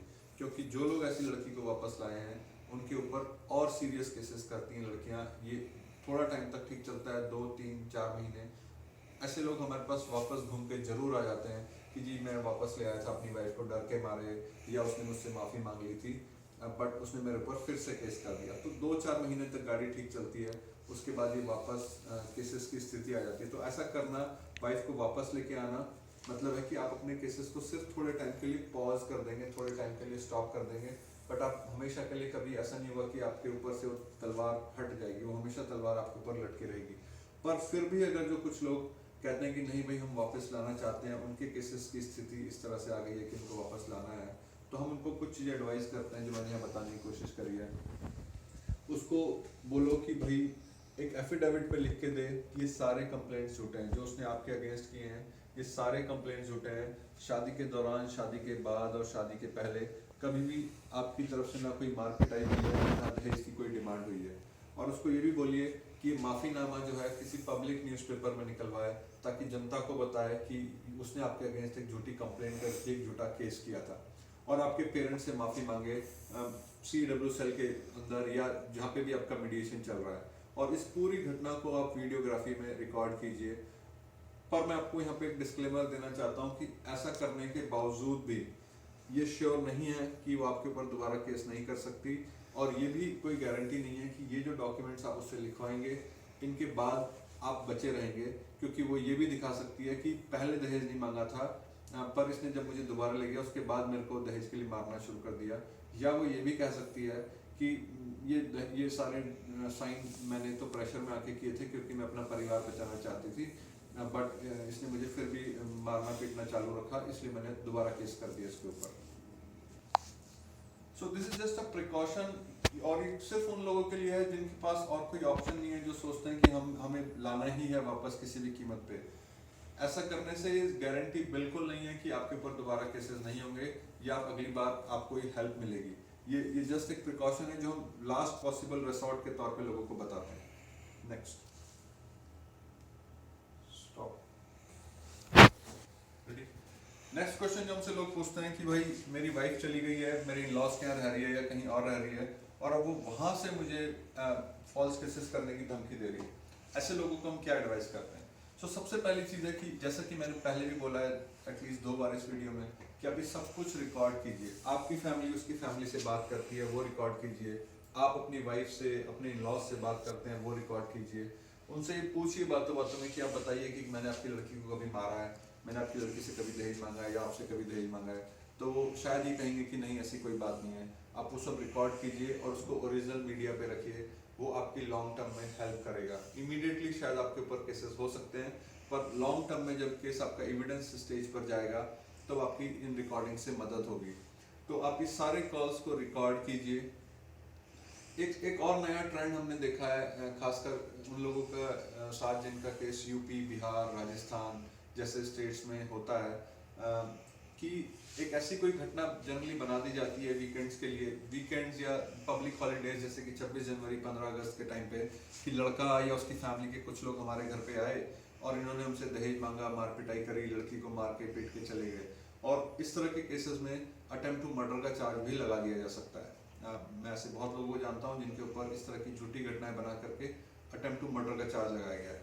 सो हम लोगों से रिक्वेस्ट करते हैं कि आप अपनी, अगर जो आपका केस इस स्थिति में चल रहा है कि आपकी FIR नहीं हुई है पर आपको थ्रेटनिंग मिल रही है, आपको डराया जा रहा है कि आपके ऊपर हम केस कर देंगे, तो जनरली, और आपका इन-लॉज का घर अगर जो आपके घर से थोड़ी दूरी पर है, तो आप वीकेंड्स की प्रेजेंस का प्रूफ जरूर रखिए। आपको हमेशा ऐसे लोग आपके पास होने चाहिए जो ये कह सकें कि ये वीकेंड पे हमारे साथ था। आप ज़रूर अपने शहर में रहिए और ATM से पैसे निकाल लीजिए। ऐसे ATMs पे जाइए जहाँ पे वीडियो कैमरा हो, ATMs के रिकॉर्ड, कोई भी उस दिन शॉपिंग आप करते हैं अपने क्रेडिट कार्ड से कीजिए, उससे पता चलेगा कि आपने क्रेडिट कार्ड से शॉपिंग की है। आप अपनी टावर लोकेशंस आप नहीं निकलवा पाएंगे, बट एटलीस्ट आप अपने फ़ोन से कॉल जो भी करेंगे वो आपके कॉल आउटगोइंग कॉल्स में रिकॉर्ड हो जाएंगी। आप फ़ोन अपना पोस्ट पेड करवा लीजिए। आप प्रीपेड जो लोग फ़ोन यूज़ करते हैं उनको अपनी कॉल डिटेल्स नहीं मिलती हैं मेरी नॉलेज के हिसाब से, तो आप अपना फ़ोन पोस्ट पेड करवा लीजिए ताकि आपके पास एक डिटेल्ड बिल आए जिसमें आप बता पाएंगे कि मैं इस दिन मैंने इस व्यक्ति से बात की और मैं इस जगह पे खड़े होकर बात की, ताकि पुलिस ज़रूरत पड़ने पे टावर लोकेशन आपके निकलवा सके। और इसके अलावा भी आप कुछ सोच सकते हैं, आप कहीं पे वीडियो रिकॉर्ड करवा सकते हैं कि आप यहाँ पे प्रेजेंट थे। तो हर वीकेंड और हर पब्लिक हॉलीडे खासकर आप मेक श्योर कीजिए कि आपको पता हो कि मैं कहाँ पर था और आप उसको प्रूव कर पाएँ। क्योंकि अगर जो लड़की वालों ने ऐसी कोई घटना दिखा दी और आप ये प्रूव कर पाए कि मैं तो उस दिन वहाँ था ही नहीं, तो आपके लिए बहुत ज़्यादा हेल्पफुल होगा, वो आपकी बहुत ज़्यादा मदद हो जाएगी ऐसा करने से। Do not close channels for communication, this is a very very important point, क्योंकि हमने देखा है कि जब केसेस इस स्थिति में होते हैं कि एक दूसरी पार्टी को धमकियाँ मिल रही होती हैं कि हम आपके ऊपर केस कर देंगे, आपके पेरेंट्स को फंसा देंगे, तो हम लोग बातचीत करना बंद कर देते हैं दूसरी पार्टी से। देखिए, दूसरी पार्टी गलती कर रही है, वो आपको धमका रही है, बट उनकी फैमिली में शायद कुछ समझदार लोग हों, ऐसे कुछ लोग ज़रूर होंगे उनके यहाँ जो उनसे बातचीत करके इस मामले को सुलझाने की कोशिश कर सकते हैं। या इवन केसेस होने के बाद भी आपको ऐसे लोगों की ज़रूरत पड़ती है जो दूसरी पार्टी से बातचीत करते रहें। सो कभी भी चैनल ऑफ कम्युनिकेशन यानी कि बातचीत का जरिया बंद मत कीजिए। हमेशा कुछ लोग आपकी फैमिली के, उनकी फैमिली से बातचीत, आप हो सकता है आपसे उनकी बात ना हो रही हो, बट अपनी फैमिली के कुछ समझदार लोगों को कहिए कि उनकी फैमिली के कुछ समझदार लोगों से बात करते रहें। इससे आपको दोनों फैमिलीज़ को लॉन्ग टर्म में हेल्प होगी। FIR कब होने वाली है, ये एक अनदर क्वेश्चन होता है कि भाई मेरी FIR कब होगी। अब सिचुएशन थ्रेटनिंग हो रही है, पिछले हफ्ते थ्रेटनिंग आई थी, पिछले महीने थ्रेटनिंग आई थी। अब व्यक्ति दिल्ली में बैठा हुआ है, उसको पता नहीं होता कि मेरे ऊपर FIR यूपी में होगी या बिहार में हो रही है, तो उसको पता नहीं चलता है। सो इसका एक बहुत ही सिंपल सा तरीका है कि आप जहाँ पे भी आपको लगता है कि मेरी FIR हो सकती है इस थाने में, आप उस थाने का फ़ोन नंबर निकलवा लीजिए। आप उस स्टेट की वेबसाइट पे जाइए, पुलिस की वेबसाइट पे जाइए, यूपी पुलिस की वेबसाइट है, बिहार पुलिस की है, राजस्थान पुलिस की है, हर स्टेट की पुलिस की वेबसाइट होती है। वहाँ से आप कंट्रोल रूम का नंबर लेकर के उस थाने का नंबर बहुत ही आराम से मिल जाता है, 1-2 फ़ोन कॉल्स करने पड़ते हैं। उस थाने का आप नंबर लेके अपने पास रख लीजिए जिस थाने में आपको लगता है कि आपकी FIR रजिस्टर होगी, और उस थाने में आप हर हफ्ते फ़ोन करके पूछते रहिए कि मेरा नाम ये है, क्या मेरे खिलाफ कोई FIR हुई है। बहुत ही सिंपल सी बात है। मैंने खुद बहुत सारे लोगों के लिए फ़ोन किया है जहाँ पे मैं पता करता हूँ कि इसकी FIR हुई है या नहीं हुई है, और पुलिस के क्लरिकल स्टाफ वहाँ बैठा होता है जो कि रजिस्टर में चेक करके बता देगा कि नहीं साहब, पिछले 1 हफ्ते में ऐसी कोई FIR नहीं हुई है। तो कई बार लोगों को पता भी चल जाता है कि हमारी FIR हो गई है। ये बहुत बहुत मुश्किल काम नहीं है। लोगों को लगता है कि मुझे कैसे पता चलेगा मेरी FIR होगी। बहुत ही सिंपल सा काम है। जैसे कि मैंने बताया, आप उस थाने का, पुलिस स्टेशन का नंबर ले लीजिए और वहाँ पे हर हफ्ते फ़ोन करना है आपको। आपकी जब भी FIR होगी आपको बहुत आराम से बता देंगे। इसमें कोई रॉकेट साइंस नहीं है, कोई मुश्किल काम नहीं है। लास्ट अगेन, जैसा कि मैं बता चुका हूँ, एंटीसिपेटरी बेल आपको अप्लाई करनी है, but anticipatory bail UP, Uttar Pradesh और उत्तराखंड जैसे स्टेट्स में अवेलेबल नहीं होती है। वहाँ पे आपको स्टे ऑन अरेस्ट लेना पड़ता है हाई कोर्ट से जाकर के। Thank you. Next one is बहुत ही कॉमन चीज़ है, ये भी लोगों को हमसे बहुत ही बार बार पूछा जाता है कि जी मैं तो अपनी वाइफ के साथ अलग रहता था या रहता हूँ, मैं तो दिल्ली में रहता हूँ, मुंबई में रहता हूँ, मेरे पेरेंट्स मेरे होम टाउन में रहते हैं, मेरी सिस्टर्स मैरिड हैं, क्या उनको केस में इम्प्लिकेट किया जाएगा, क्या उनका नाम FIR में लिखवाया जाएगा। हमारा एक्सपीरियंस ये कहता है जी ज़रूर लिखवाया जाएगा। ऐसा कोई रीज़न नहीं है कि आपकी वाइफ आपके पेरेंट्स का, आपके सिस्टर का नाम नहीं लिखवाएगी। अल्टीमेटली देखिए, इन केसेस को करने का कारण होता है आपको परेशान करना, आपको हैरेस करना, आपको ज़्यादा से ज़्यादा आपसे पैसा एक्सटॉर्ट करना। और ऐसा तभी हो पाएगा जब आपके नियरेस्ट और डियरेस्ट लोगों को केसेस में फंसाया जाएगा। तो हम लोगों को ये एडवाइस करते हैं कि आप किसी भी तरह के डिस्काउंट की उम्मीद ना करें। वो जितने केसेस फाइल कर सकती है उतने करेगी, जितने लोगों का नाम इम्प्लिकेट कर सकती है उतने लोगों का नाम इम्प्लिकेट करेगी। आपको डरने की ज़रूरत नहीं है। आपकी बहनें और आपकी माताएं भी महिलाएं हैं, उनके लिए भी कानून है, और मैं बताऊंगा कि वो क्या क्या उनको करना चाहिए जब उनके ऊपर केसेस हो जाते हैं। बट फिलहाल के लिए इस स्लाइड में मैं इतना बताना चाहूँगा कि आप अपने लॉयर से बात कर लीजिए, सेव इंडिया फैमिली के एक्सपर्ट से बात कर लीजिए। अगर जो वो आपको एडवाइस करते हैं तो आप अपनी बेल एप्लीकेशन और anticipatory bail application separate file कीजिए, और अपनी फैमिली की यानी कि सिस्टर्स की, जीजाओं की और माँ बाप की एप्लीकेशन सेपरेट फाइल कीजिए। किसी किसी केस में कंबाइंड एप्लीकेशन करने से भी काम चल जाता है जब एलिगेशन बहुत सीरियस नहीं होते। Next, alright, next one is, जैसा कि मैंने बताया कि जो जो केसेस वो फाइल कर सकती है वो केसेस फाइल करेगी। कुछ धाराएं हमने यहाँ लिखने की कोशिश करी क्योंकि एक आम आदमी को धाराएं भी पता नहीं होती कि मेरे ऊपर कौन कौन सी धाराओं में केस किया जाएगा। सो सबसे पहली, जब तक आप समझ ही गए होंगे, 498A है जो कि डाउरी हैरेसमेंट, दहेज उत्पीड़न की धारा है। उसके बाद 406 क्रिमिनल ब्रीच ऑफ ट्रस्ट, अमानत में खयानत हिंदी में बोलते हैं। 323 ये जनरली हरियाणा यूपी में फाइल किया जाता है। इसके ऊपर वॉलंटरी कॉजिंग हर्ट, किसी को अपनी जानबूझकर किसी को नुकसान पहुंचाना। 504 506 किसी को इंसल्ट करना किसी की ताकि वो गुस्सा आ जाए। 506 पनिशमेंट फॉर क्रिमिनल इंटिमिडेशन। 511 कुछ ऐसा करना जिसमें आप सक्सेसफुल ना हो पाओ, जैसे कि किसी को मारने की कोशिश करी, मार नहीं पाए, पर मारने की कोशिश करना भी एक गुनाह है। सो 511 लगती है इस तरह के केसेस में। 307 लगती है अटेम्प्ट टू मर्डर। CRPC 125 ये एक मेंटेनेंस का केस है जो कि सेपरेटली केस फाइल किया जाता है। तो जो मेन जो FIR आपकी होगी वो इनमें से कुछ सेक्शंस उसके लगाए जाएंगे।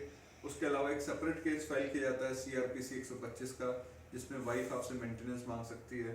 Similarly prevention of women against domestic violence 2005, ये भी एक सेपरेट केस होता है, इसकी एक सेपरेट कंप्लेंट की जाएगी। जो 307 का केस है, जैसे कि मैंने पहले भी बताया था कि एक झूठी घटना बना दी जाती है, कुछ केसेस में एक झूठा मेडिकल लगा दिया जाता है। ऐसा जनरली कॉमन हमने देखा है यूपी, बिहार और राजस्थान के स्टेट्स में ये कॉमन है। मैं एक दो धारा यहाँ लिखना भूल गया।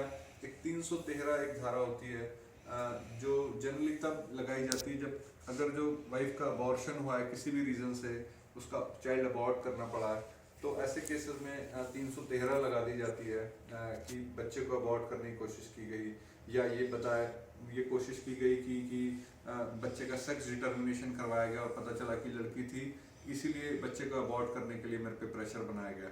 सो इस तरह की धाराएं भी लगाई जाती हैं कुछ केसेस में। और आजकल हम एक नया ट्रेंड देख रहे हैं कि जहाँ पे फादर इन लॉ या ब्रदर इन लॉ यानी कि देवर और ससुर के ऊपर महिलाएं छेड़छाड़ का या रेप का केस भी डाल रही हैं, वो केस बहुत ही कॉम्प्लेक्स हो जाते हैं। ऐसे में आपको इमीडिएटली किसी सीनियर लॉयर से या सेव इंडिया फैमिली को इमीडिएटली कांटेक्ट करना चाहिए कि ऐसे में आपको बेल कैसे मिल सकती है, क्योंकि इस तरह के केसेस में हस्बैंड को बेल मिलना आसान हो जाता है, पर जिसके ऊपर रेप का केस लगा है, देवर या ससुर या जीजा, उनकी बेल मिलना थोड़ा मुश्किल होता है।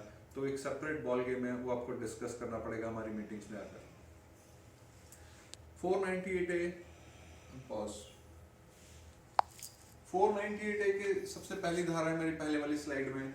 मैं आपको इसके बारे में थोड़ा डिटेल में बताना चाहता हूँ क्योंकि इससे सबसे ज़्यादा लोग डरे हुए होते हैं, जबकि आपको उन सारी धाराओं के बारे में पढ़ना चाहिए जो मैंने पहले वाली स्लाइड में बताई हैं। 498A में थोड़ा डिटेल में जाता हूँ। 498A लीगल टर्म्स में अगर जो बात करें, कानूनी भाषा में बात करें, it is a cognizable, non bailable and a non compoundable offence. Cognizable का मतलब है कि पुलिस को FIR आपकी रजिस्टर करनी ही पड़ेगी। पुलिस FIR रजिस्टर करने के लिए मना नहीं कर सकती है। बहुत सारे लोगों को लगता है हमारी तो FIR ही नहीं हो सकती, हमारी तो जान पहचान है, हमने तो फ़ोन करा दिया, हमारे पास तो सबूत है, बट ऐसा नहीं है। पुलिस को, क्योंकि ये कॉग्निजेबल ऑफेंस है, पुलिस को FIR रजिस्टर करनी ही पड़ेगी। नॉन बेलेबल का मतलब बहुत सारे लोग ये समझते हैं कि हम तो अरेस्ट हो ही जाएंगे, हमें बेल नहीं मिलेगी। इसका मतलब ये नहीं है। इसका मतलब ये है कि आपको थाने में बेल नहीं मिलेगी, पुलिस स्टेशन में बेल नहीं मिलेगी, आपको कोर्ट तक जाना पड़ेगा बेल लेने के लिए, और फिर जज डिसाइड करेगा based on the merits of your case, आपके केस के हिसाब से, कि उसको आपको बेल देनी है या नहीं देनी है। अवनीश कुमार की जजमेंट के बाद बेल लेना काफ़ी आसान हो गया। नॉन कंपाउंडेबल का मतलब है कि अगर जो एक बार ये केस फाइल हो गया तो ये केस महिला यानी कि वाइफ या जो महिला केस करती है वो वापस नहीं ले सकती है। ये case state versus the party होता है, यानी कि स्टेट वर्सेस द हस्बैंड होता है। ये A वर्सेस B का केस नहीं है, this is state versus the husband case और हिज फैमिली केस। महिला ने एक बार केस रजिस्टर कर दिया, उसको वापस लेना अलाउ नहीं है। सिर्फ आंध्र प्रदेश एक ऐसा स्टेट है जहाँ पे महिला केस वापस ले सकती है। उसके एक अपने इम्प्लीकेशंस हैं, मैं आज वो डिस्कशन नहीं करूँगा, उसको हम कभी और डिस्कस करेंगे। बट ये एक नॉन कंपाउंडेबल ऑफेंस है। यानी कि केस आखिर तक ही जाएगा ये जब तक डिसाइड नहीं हो जाएगा। बट अब कुछ हाई कोर्ट्स इस पर एक्सेप्शन ले लेती हैं। 482 सेक्शन 482 के तहत आप एप्लीकेशन लगा करके हाई कोर्ट में इसको क्वैश करवा सकते हैं 498A के केस को। इसके और भी कुछ ये एक एक्सटॉर्शन रैकेट है। बहुत सारे कोर्ट्स ने, बहुत सारे जजेस ने, बहुत सारे नेताओं ने इसको एक एक्सटॉर्शन रैकेट का है। सुप्रीम कोर्ट ने तो इसको एक लीगल एक्सटॉर्शन कहा है। सुप्रीम कोर्ट ने इसको लीगल टेररिज्म भी कहा है एक केस में। बहुत सारे लोगों के अलग अलग व्यूज हैं, बट अल्टीमेटली एक एक्सटॉर्शन रैकेट है जो किया जाता है इस तरह के केसेस आपको और आपकी फैमिली को परेशान करने के लिए और आपसे ज़्यादा पैसे लेने के लिए। बट हमने देखा है कि जो लोग, अगर जो एक बार एक्यूज और उसकी फैमिली ने डिसाइड कर लिया कि हम एक्सटॉर्शन रैकेट का पार्ट नहीं बनेंगे, हम एक्सटॉर्ट नहीं होंगे और हम फाइट बैक करेंगे, तो इस बात की गारंटी है कि सामने वाली पार्टी को घुटने टेकने पड़ेंगे। सूनर और लेटर वो आप उनको अपनी कंडीशंस पे ला सकते हैं और आप म्यूचुअली डिवोर्स कर सकते हैं सामने वाली पार्टी के साथ। और इवन उनके ऊपर आप केसेस कर सकते हैं कि इन्होंने आपके अगेंस्ट कॉन्स्पिरेसी करी, आपकी फैमिली के अगेंस्ट कॉन्स्पिरेसी करी। और हमारे पास ऐसे एग्जांपल्स हैं कि लोगों ने दूसरी वाली पार्टी को जेल भेजा है एक बार केस जीतने के बाद। Thank you. Next start. Okay, next question है एक सबसे कॉमन चीज़ है, लोगों के दिमाग में आता है कि ऐसा क्यों हो गया हमारे साथ, ऐसा क्यों किया गया, मैंने तो कभी किसी का कुछ नहीं बिगाड़ा, मेरे साथ ऐसा क्यों हो गया, मेरी फैमिली के साथ ऐसा क्यों हो गया, महिला ने, वाइफ ने ऐसा क्यों कर दिया, मैंने तो कभी उससे ऊंची आवाज़ में बात भी नहीं करी थी। तो बहुत सारे रीजंस हैं, कुछ हमने यहाँ डॉक्यूमेंट करने की कोशिश करी है। सो पहला है मनी। देखिए 498A इज इजी मनी, सबसे आसान तरीका है पैसे कमाने का। हमारे देश में पिज़्ज़ा ऑर्डर करने में 30 मिनट लगते हैं, पर 498A एक पिज़्ज़ा की डिलीवरी से भी आसान काम हो गया है। आप कहीं पे भी फ़ोन करो, कंप्लेंट लॉन्च कराओ और सामने वाली पार्टी के ऊपर 498A हो जाता है। नो क्वेश्चन आस्क्ड, आपको कुछ जवाब देने की जरूरत नहीं है। एक बार कंप्लेंट लगा के गायब भी हो सकती है महिला, तो भी केस चलता रहेगा। सो मनी सबसे बड़ा, इसके पीछे जो मोटिवेटर है वो मनी है। 498A किसी भी फैमिली के ऊपर लगा करके उससे बहुत सारा मोटा पैसा खींचा जा सकता है क्योंकि लोग डर जाते हैं। दूसरा है कि गिल्ट। कई बार महिला ने खुद कुछ गलत काम किया होता है, उसके मन में गिल्ट होता है कि मैंने गलत काम किया, उसका कोई अफेयर था, कोई फिजिकल रिलेशनशिप थी शादी के पहले या शादी के दौरान या शादी के बाद, और वो उस गिल्ट के कारण अपने हस्बैंड के ऊपर केस कर देती है क्योंकि उसको बचने का और कोई तरीका नजर नहीं आ रहा होता। एक और कॉमन है, बहुत ही कॉमन रीजन है 498A करने का कि महिला आपकी फैमिली के साथ, आपके साथ नहीं रहना चाहती है। उसने शादी करी थी ये सोच के कि वो रह पाएगी कंबाइंड फैमिली में या आपके पेरेंट्स के साथ, बट 2-4 महीने 2-4 साल के बाद उसको रियलाइज हुआ कि वो नहीं रहना चाहती है और मैरिज से बाहर निकलने का कोई रास्ता नहीं है। तो वो 498A करके अपनी लॉस को फंसा के, अपने हस्बैंड को फंसा के मैरिज से बाहर निकलने एक आसान रास्ता ढूंढ लेती है। उसको मैरिज से निकलना आसान हो जाता है 498A करके। वो कई बार महिलाएं, she is a control freak, वो आपकी लाइफ के हर एस्पेक्ट को कंट्रोल करना चाहती है। वो she wants to be have the remote control in her hand every time. तो जैसा वो चाहती है, अगर जो आप ऐसा नहीं करते हो, आप आपकी कैपेबिलिटी है उसके बाद भी आप अपने पेरेंट्स की हेल्प नहीं करने देती है आपको, आपके सिबलिंग्स की, आपके भाई बहनों से नहीं चाहती कि आप मिलो, और आप ऐसा करते हो तो वो आपके ऊपर 498A कर देती है। Last but again not the least, वो अपने बॉयफ्रेंड से शादी करना चाहती है। अफेयर किसी और के साथ था, घर वाले नहीं माने उस टाइम पे, या उसको मना करके किसी तरह से शादी कर दी, या शादी के बाद उसका ऑफिस में, पड़ोस में किसी और से कोई अटैचमेंट हो गया और वो अब उससे शादी करना चाहती है, आपसे शादी नहीं करना चाहती है, आपके साथ नहीं रहना चाहती है, सॉरी, तो वो आपके ऊपर केस कर देती है। Next one is, shall I file the divorce or restoration of conjugal rights on my own? So जब बंदा आता है हमारे पास, उसके पास वाइफ चली गई है या उसको धमकियां मिल रही हैं या उसको केस चालू भी हो गया है, तो एक कॉमन क्वेश्चन होता है कि क्या मैं अब डिवोर्स का केस फाइल कर दूं, या मेरी वाइफ चली गई है, मेरे को मेरा वकील ने कहा है कि RCR या सेक्शन 9 का केस फाइल कर देना चाहिए, इससे आपकी अरेस्टिंग नहीं होगी, इससे आप बच जाओगे।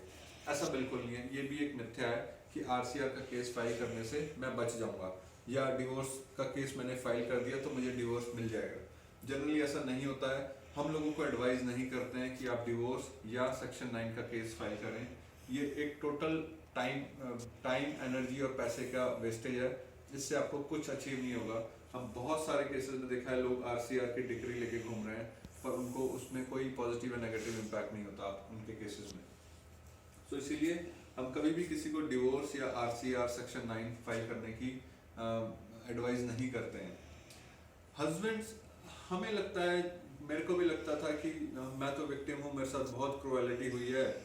मेरे एडवोकेट्स ने, लीगल एडवाइजर्स ने भी मेरे को यही सजेस्ट किया कि आपके साथ तो बहुत क्रूएलिटी हुई है और आप डिवोर्स फाइल कर दो, आपका डिवोर्स हम करवा देंगे, 6 महीने में हो जाएगा, 1 साल में हो जाएगा। बहुत सारे लोगों को ऐसा कमिटमेंट्स मिलता है। बट मैं आपको अपने एक्सपीरियंस से बता सकता हूँ कि अगर जो इंडियन हस्बैंड अगर जो कोर्ट में केस डालता है, कितनी भी क्रूएलिटी उसके साथ हो जाए, जो हमें लगता है कि बहुत क्रूएलिटी है, पर कोर्ट ऐसा नहीं मानता है। कोर्ट में प्रूव करना कि एक्चुअल क्रूएलिटी हुई है, this is extremely difficult. In most of the cases it is next to impossible. इसीलिए डिवोर्स का केस फाइल करने का कोई फायदा नहीं है।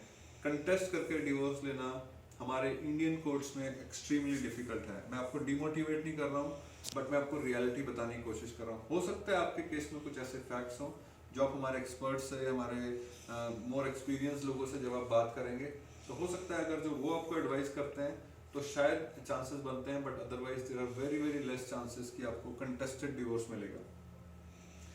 अगेन अगर जो आप कुछ करना ही चाहते हैं तो मैं सजेस्ट करूंगा कि अगर जो आपके पास सफिशिएंट एविडेंसेस हैं, अगर जो लड़की घर वालों ने कुछ गड़बड़ की है, कुछ झूठ बोला है, आप उनके अगेंस्ट कुछ क्रिमिनल केसेस कर सकते हैं, तो आप क्रिमिनल केसेस फाइल कीजिए रादर देन फाइलिंग डिवोर्स और दिस थिंग आरसीआर। आपको क्रिमिनल केसेस डालेंगे तो you can build up the pressure on them. And again मैं यहाँ पे बताना चाहता हूँ, हम फॉल्स केसेस डालने की बात नहीं कर रहे हैं। Please do not file false cases. जो व्यक्ति फॉल्स केस डालता है वो बैकफायर करता ही है, चाहे वो आप हो या आपकी अपोजिट पार्टी हो। सो आप फॉल्स केसेस फाइल मत कीजिए, बट हाँ अगर जो आपके पास सफिशिएंट एविडेंसेस हैं तो आप क्रिमिनल केसेस जरूर फाइल कीजिए। और दूसरी बात है, थोड़ा पेशेंस रखिए। डिवोर्स केस आरसीआर डालने से कुछ नहीं होगा। थोड़ा आप अपने केस पे ध्यान लगाइए।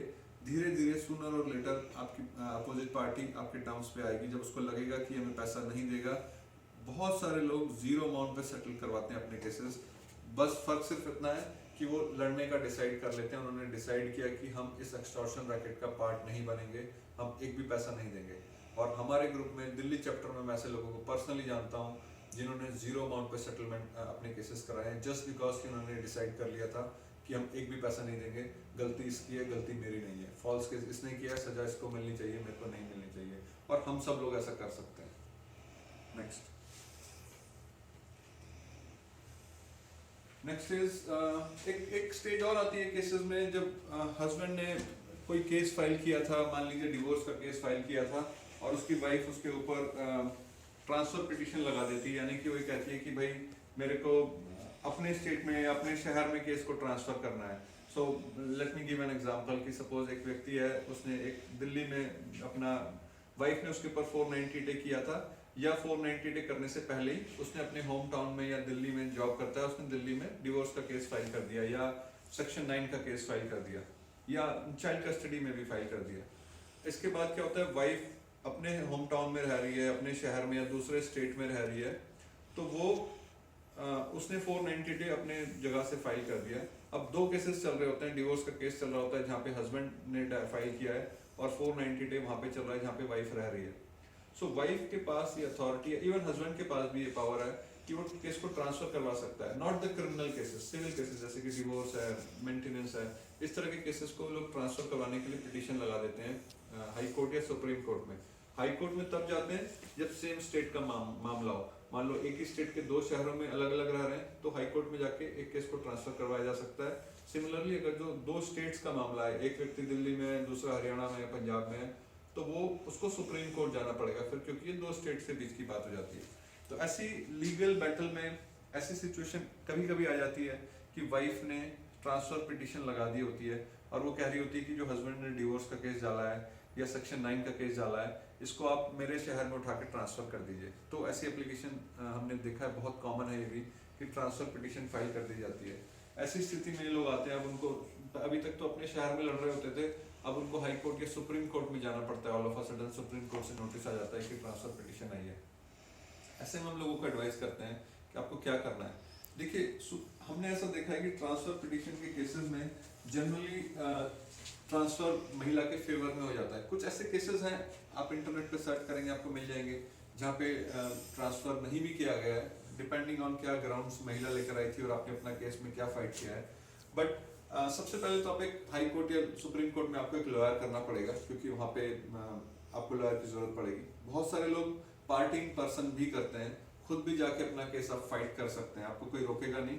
बट अगर जो आप अपनी बात कह सकते हैं तो आप जरूर कहिए और पार्टी इन पर्सन कीजिए, अदरवाइज आप एक लॉयर हायर करना आपको पड़ेगा सुप्रीम कोर्ट या हाई कोर्ट में, जहाँ पे भी आपका केस गया। टाइम बाउंड, जब भी केस आपका ट्रांसफर होने की सिचुएशन में आ जाए तो आप ये जरूर बोलिए कि ठीक है साहब, इस केस को आप ट्रांसफर कर दीजिए, बट इसको एक टाइम बाउंड डिस्पोजल कर दीजिए, यानी कि 6 मंथ्स इसमें ये केस डिस्पोज हो जाए, ताकि एटलीस्ट आपको टाइम बाउंड डिस्पोजल होगा तो आपका फायदा होगा। डिफेंड कीजिए बट कुछ एक्सपेक्ट ना कीजिए। दूसरी बात है कि ऐसी जगह ऐसी चीजों पे फोकस कीजिए जहाँ पे सामने वाली पार्टी झूठ बोल रही है। अगर जो आपने एक बार ये प्रूव कर दिया कि वो अनक्लीन हैंड्स के साथ आई है कोर्ट में, तो आपका केस बिल्कुल टर्न अराउंड हो जाएगी स्टोरी, और हर केस में आप ये लगा सकते हो कि she has come to the court with unclean hands. So unclean hands is a very important term, अगर जो आप एक प्रूव कर पाए तो it is going to really help you.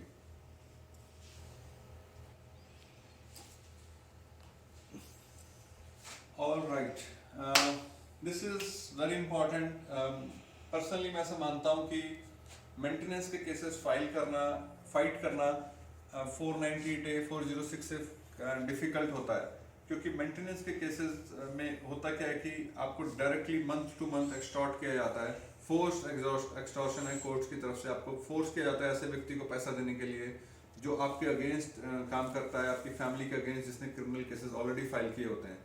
So it's a very very difficult case psychologically to fight, और laws भी कुछ इस तरह से बना दिए गए हैं कि महिलाएं मल्टीपल तरह से आपसे मेंटेनेंस क्लेम कर सकती हैं। सो 3 कानून ऐसे हैं कम से कम जहाँ पे महिलाएं जनरली केस करती हैं, 125 डोमेस्टिक वायलेंस और HMA Hindu marriage act 24 section.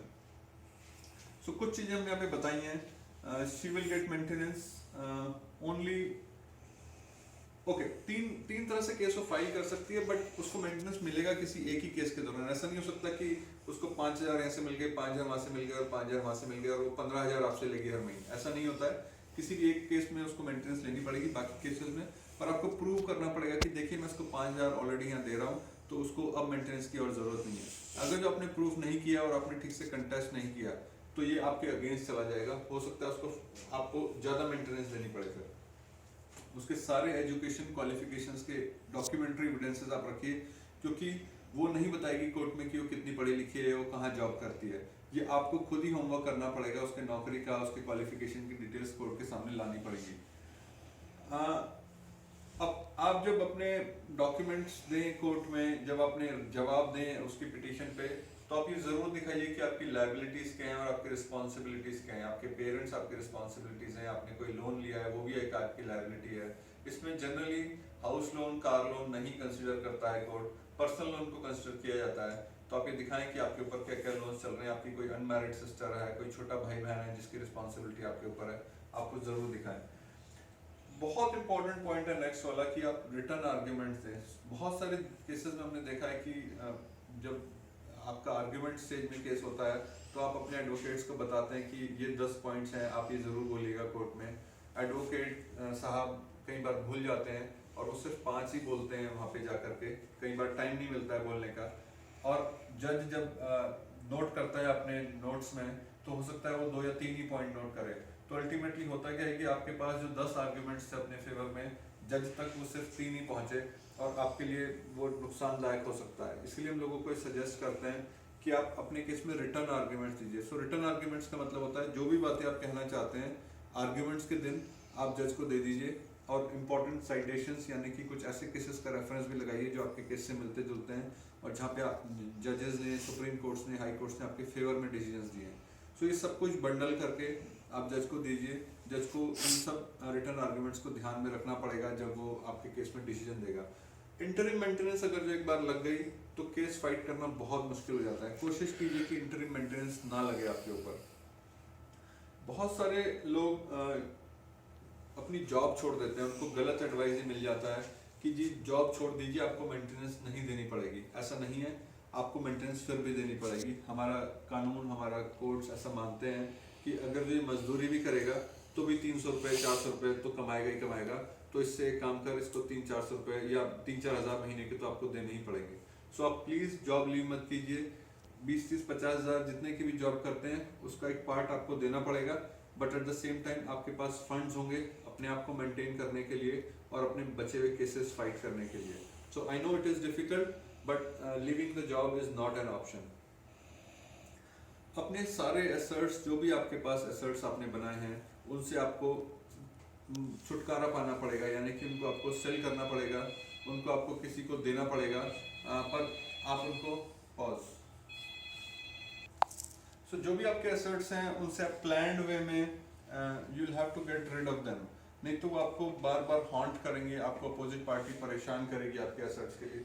In fact मैं तो ये सजेस्ट करता हूँ कि आपको जैसे ही केसेस का अंदेशा भी हो कि आपको लगे कि मेरे केसेस फाइल होने वाले हैं, that is the best time कि आप अपने एसेट से छुटकारा पाना चालू कर दें। नहीं तो एक बार केसेस करने के बाद आप करते हैं तो भी कोर्ट्स का बहुत पॉजिटिव नज़रिया नहीं होता है एसेट्स को लेकर के। अपनी इनकम, बहुत सारे लोग मैं सजेस्ट करूँगा कि आप पार्ट टाइम काम करना चालू कर रहे हैं। आप अपनी सैलरी बढ़े ना बढ़े पर आपकी इनकम बढ़नी चाहिए, क्योंकि आपको पैसे की ज़रूरत पड़ेगी अपने आप को सस्टेन करने के लिए भी और इस तरह के केसेस फाइट करने के लिए भी। रिटर्न आर्ग्यूमेंट्स दोबारा से दें, जैसे कि मैंने पहले भी बताया है। बाय द वे मैं एक और चीज़ बताना चाहता हूँ कि हम लोगों ने एक वीडियो शूट किया था अगेन दिल्ली टीम ने, जहाँ पे हम लोगों ने मेंटेनेंस के केसेस को कैसे फाइट करना है उसके बारे में काफ़ी डिटेल जानकारी दी थी। उसका URL यहाँ पर है, वो YouTube पे अपलोडेड है ये वीडियो। आप इस वीडियो को प्लीज़ देखें, लगभग 40 मिनट का वीडियो है। हमने एक स्टेप बाय स्टेप यहाँ पे बताने की कोशिश की है कि मेंटेनेंस के केस को कैसे फाइट करना है, क्या करना है, क्या नहीं करना है। 1 minute. One more thing I would like to mention here regarding 125, section 125 case. उसमें क्या होता है कि jurisdiction उसमें इम्पॉर्टेंट नहीं है, यानी कि लड़की ऐसी जगह से भी केस फाइल कर सकती है जहाँ पे वो टेम्पररी रह रही है। टेम्पररी jurisdiction की कोई डेफिनेशन हमारे कोर्ट से नहीं दी है, यानी कि लड़की अगर जो कहीं मान लीजिए उसका मामा किसी दूसरे शहर में वकील है या उसका कोई रिश्तेदार वकील है किसी दूसरे शहर में, और वो आपको परेशान करने के लिए वो ये दिखा देती है जनरली एप्लीकेशंस में कि मैं यहाँ आजकल मैं अपने मामा के यहाँ रहने के लिए आई हुई हूँ, या मैं पिछले 6 महीने से अपने मामा के यहाँ रह के पढ़ाई कर रही हूँ, और वो वहाँ से आपके ऊपर केस किया जाता है मेंटेनेंस का, ताकि आपको 2-3 जगहों पे फंसाया जा सके, आपको 2-3 जगहों पे भागने के लिए मजबूर किया जा सके। सो CRPC 125 का एक ड्रॉबैक है, इसमें ज्यूरिसडिक्शन टेम्पररी भी अलाउड है। Thank you. Next one is I have a house in my name. मेरे नाम पे मेरा घर है, जिस घर में मैं रहता हूँ वो मेरे नाम पर है। क्या वो उस घर में रहने का अधिकार मांग सकती है? क्या वो मेरे पेरेंट्स के घर पे रहने का अधिकार मांग सकती है?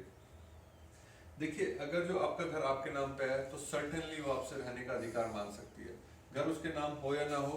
अगर जो आपके नाम पर है तो एक मैंने कानून बताया था, डोमेस्टिक वायलेंस 2005, उसके तहत वो RTR यानी कि राइट टू रेजिडेंस आपसे मांग सकती है।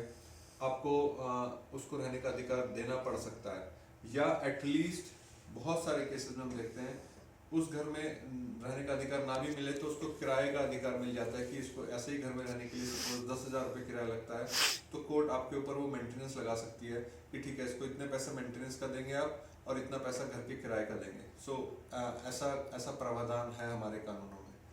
Last and very important, IRBM, एक नया लॉ बनाने की कुछ सरकारें बात कर रही हैं। ये लॉ अभी भी ओपन है, इसको बोलते हैं इर्रिट्रेबल ब्रेकडाउन ऑफ मैरिज। ये लॉ अभी बना नहीं है, ये अभी एक बिल है। ये राज्यसभा में पास हो चुका है, कांग्रेस की सरकार इसको पास कर चुकी है, लोकसभा में पास होना बाकी है। और अगर जो ये बिल आ गया तो आप ये मान के चलिए, जो सरकार ने जो लेटेस्ट हमारी नॉलेज के हिसाब से जो हमें पता चला है, सरकार ऐसा प्रपोज कर रही है कि 50% प्रॉपर्टी हस्बैंड की और उसके पेरेंट्स की प्रॉपर्टी का 50% वाइफ के पास चला जाएगा डिवोर्स के टाइम पर। तो ये लॉ बहुत ही बड़ा एक्सटॉर्शन रैकेट चालू कर देगा इंडिया में। महिलाएं शादी करेंगी और अगले दिन ही डिवोर्स का केस फाइल करके आपकी प्रॉपर्टी का कुछ हिस्सा या 50% हिस्सा ले जाने की कोशिश करेंगी। सो इस कानून को रोकना पड़ेगा। इस कानून को रोकने के लिए आपको एक्टिविज्म हमारे ग्रुप्स के साथ पार्टिसिपेट करना पड़ेगा। सो डिटेल्स में जाने के लिए आप गूगल पे सर्च कर सकते हैं इर्रिट्रेबल ब्रेकडाउन ऑफ मैरिज पर। नेक्स्ट वन इज मेरी वाइफ मुझसे केस सेटल करने के कितने पैसे मांग रही है, 5 लाख, 10 लाख, 50 लाख, कुछ भी मांगते हैं लोग अपने केस को सेटल करने के लिए। मेरे को क्या आगे जाना चाहिए? ये बहुत ही कॉमन क्वेश्चन होता है जो लोग हमसे पूछते हैं कि सर हम क्या करें, हम इतने पैसे दे के क्या जान छुड़ा लें। हमारा जवाब है बिल्कुल नहीं। आपको ऐसे लोगों को पैसे दे करके जान नहीं छुड़ानी है। देखिए, मैं थोड़ा डिटेल में जाना चाहूँगा। यहाँ पर 2 चीज़ें बताता हूँ कि क्या नुकसान होता है पैसे दे के जान छुड़ाने का। So let's talk. एक कॉमन क्वेश्चन से पूछा जाता है कि मेरी वाइफ मुझसे इतने पैसे मांग रही है, केस खत्म कर देगी, वो मेरी जान छोड़ देगी, क्या मैं इतने पैसे उसको दे दूं? या वो मुझसे पहले 10 लाख मांग रही थी, वो सिर्फ 5 लाख मांग रही है, क्या मैं उसको 5 लाख दे दूं? हमारा जवाब है नहीं, आपको उसको एक भी पैसा नहीं देना चाहिए। देखिए, ऐसा करने के अपने नुकसान है। मैं आपको डिटेल में जाना चाहता हूँ, बताना चाहता हूँ कि अगर जो आप पैसे दे करके आज अपनी जान छुड़ा लेते हैं या डिवोर्स ले लेते हैं, क्या नुकसान होता है। अगर जो सपोजिंग एग्जांपल के लिए बात करते हैं, आज आपने अपनी वाइफ को कुछ पैसे दे करके, सपोज 5 लाख रुपए दे करके अपना केस बंद कर दिया, एक बहुत अच्छा खासा चांस है बहुत सारे लोग हम में से दूसरी शादी करने की उम्मीद करते हैं, दूसरी शादी करना चाहते हैं। अब आप थोड़ी देर के लिए सोचिए कि और ये वाली लड़की भी एक अच्छा खासा चांस है कि दूसरी शादी करेगी।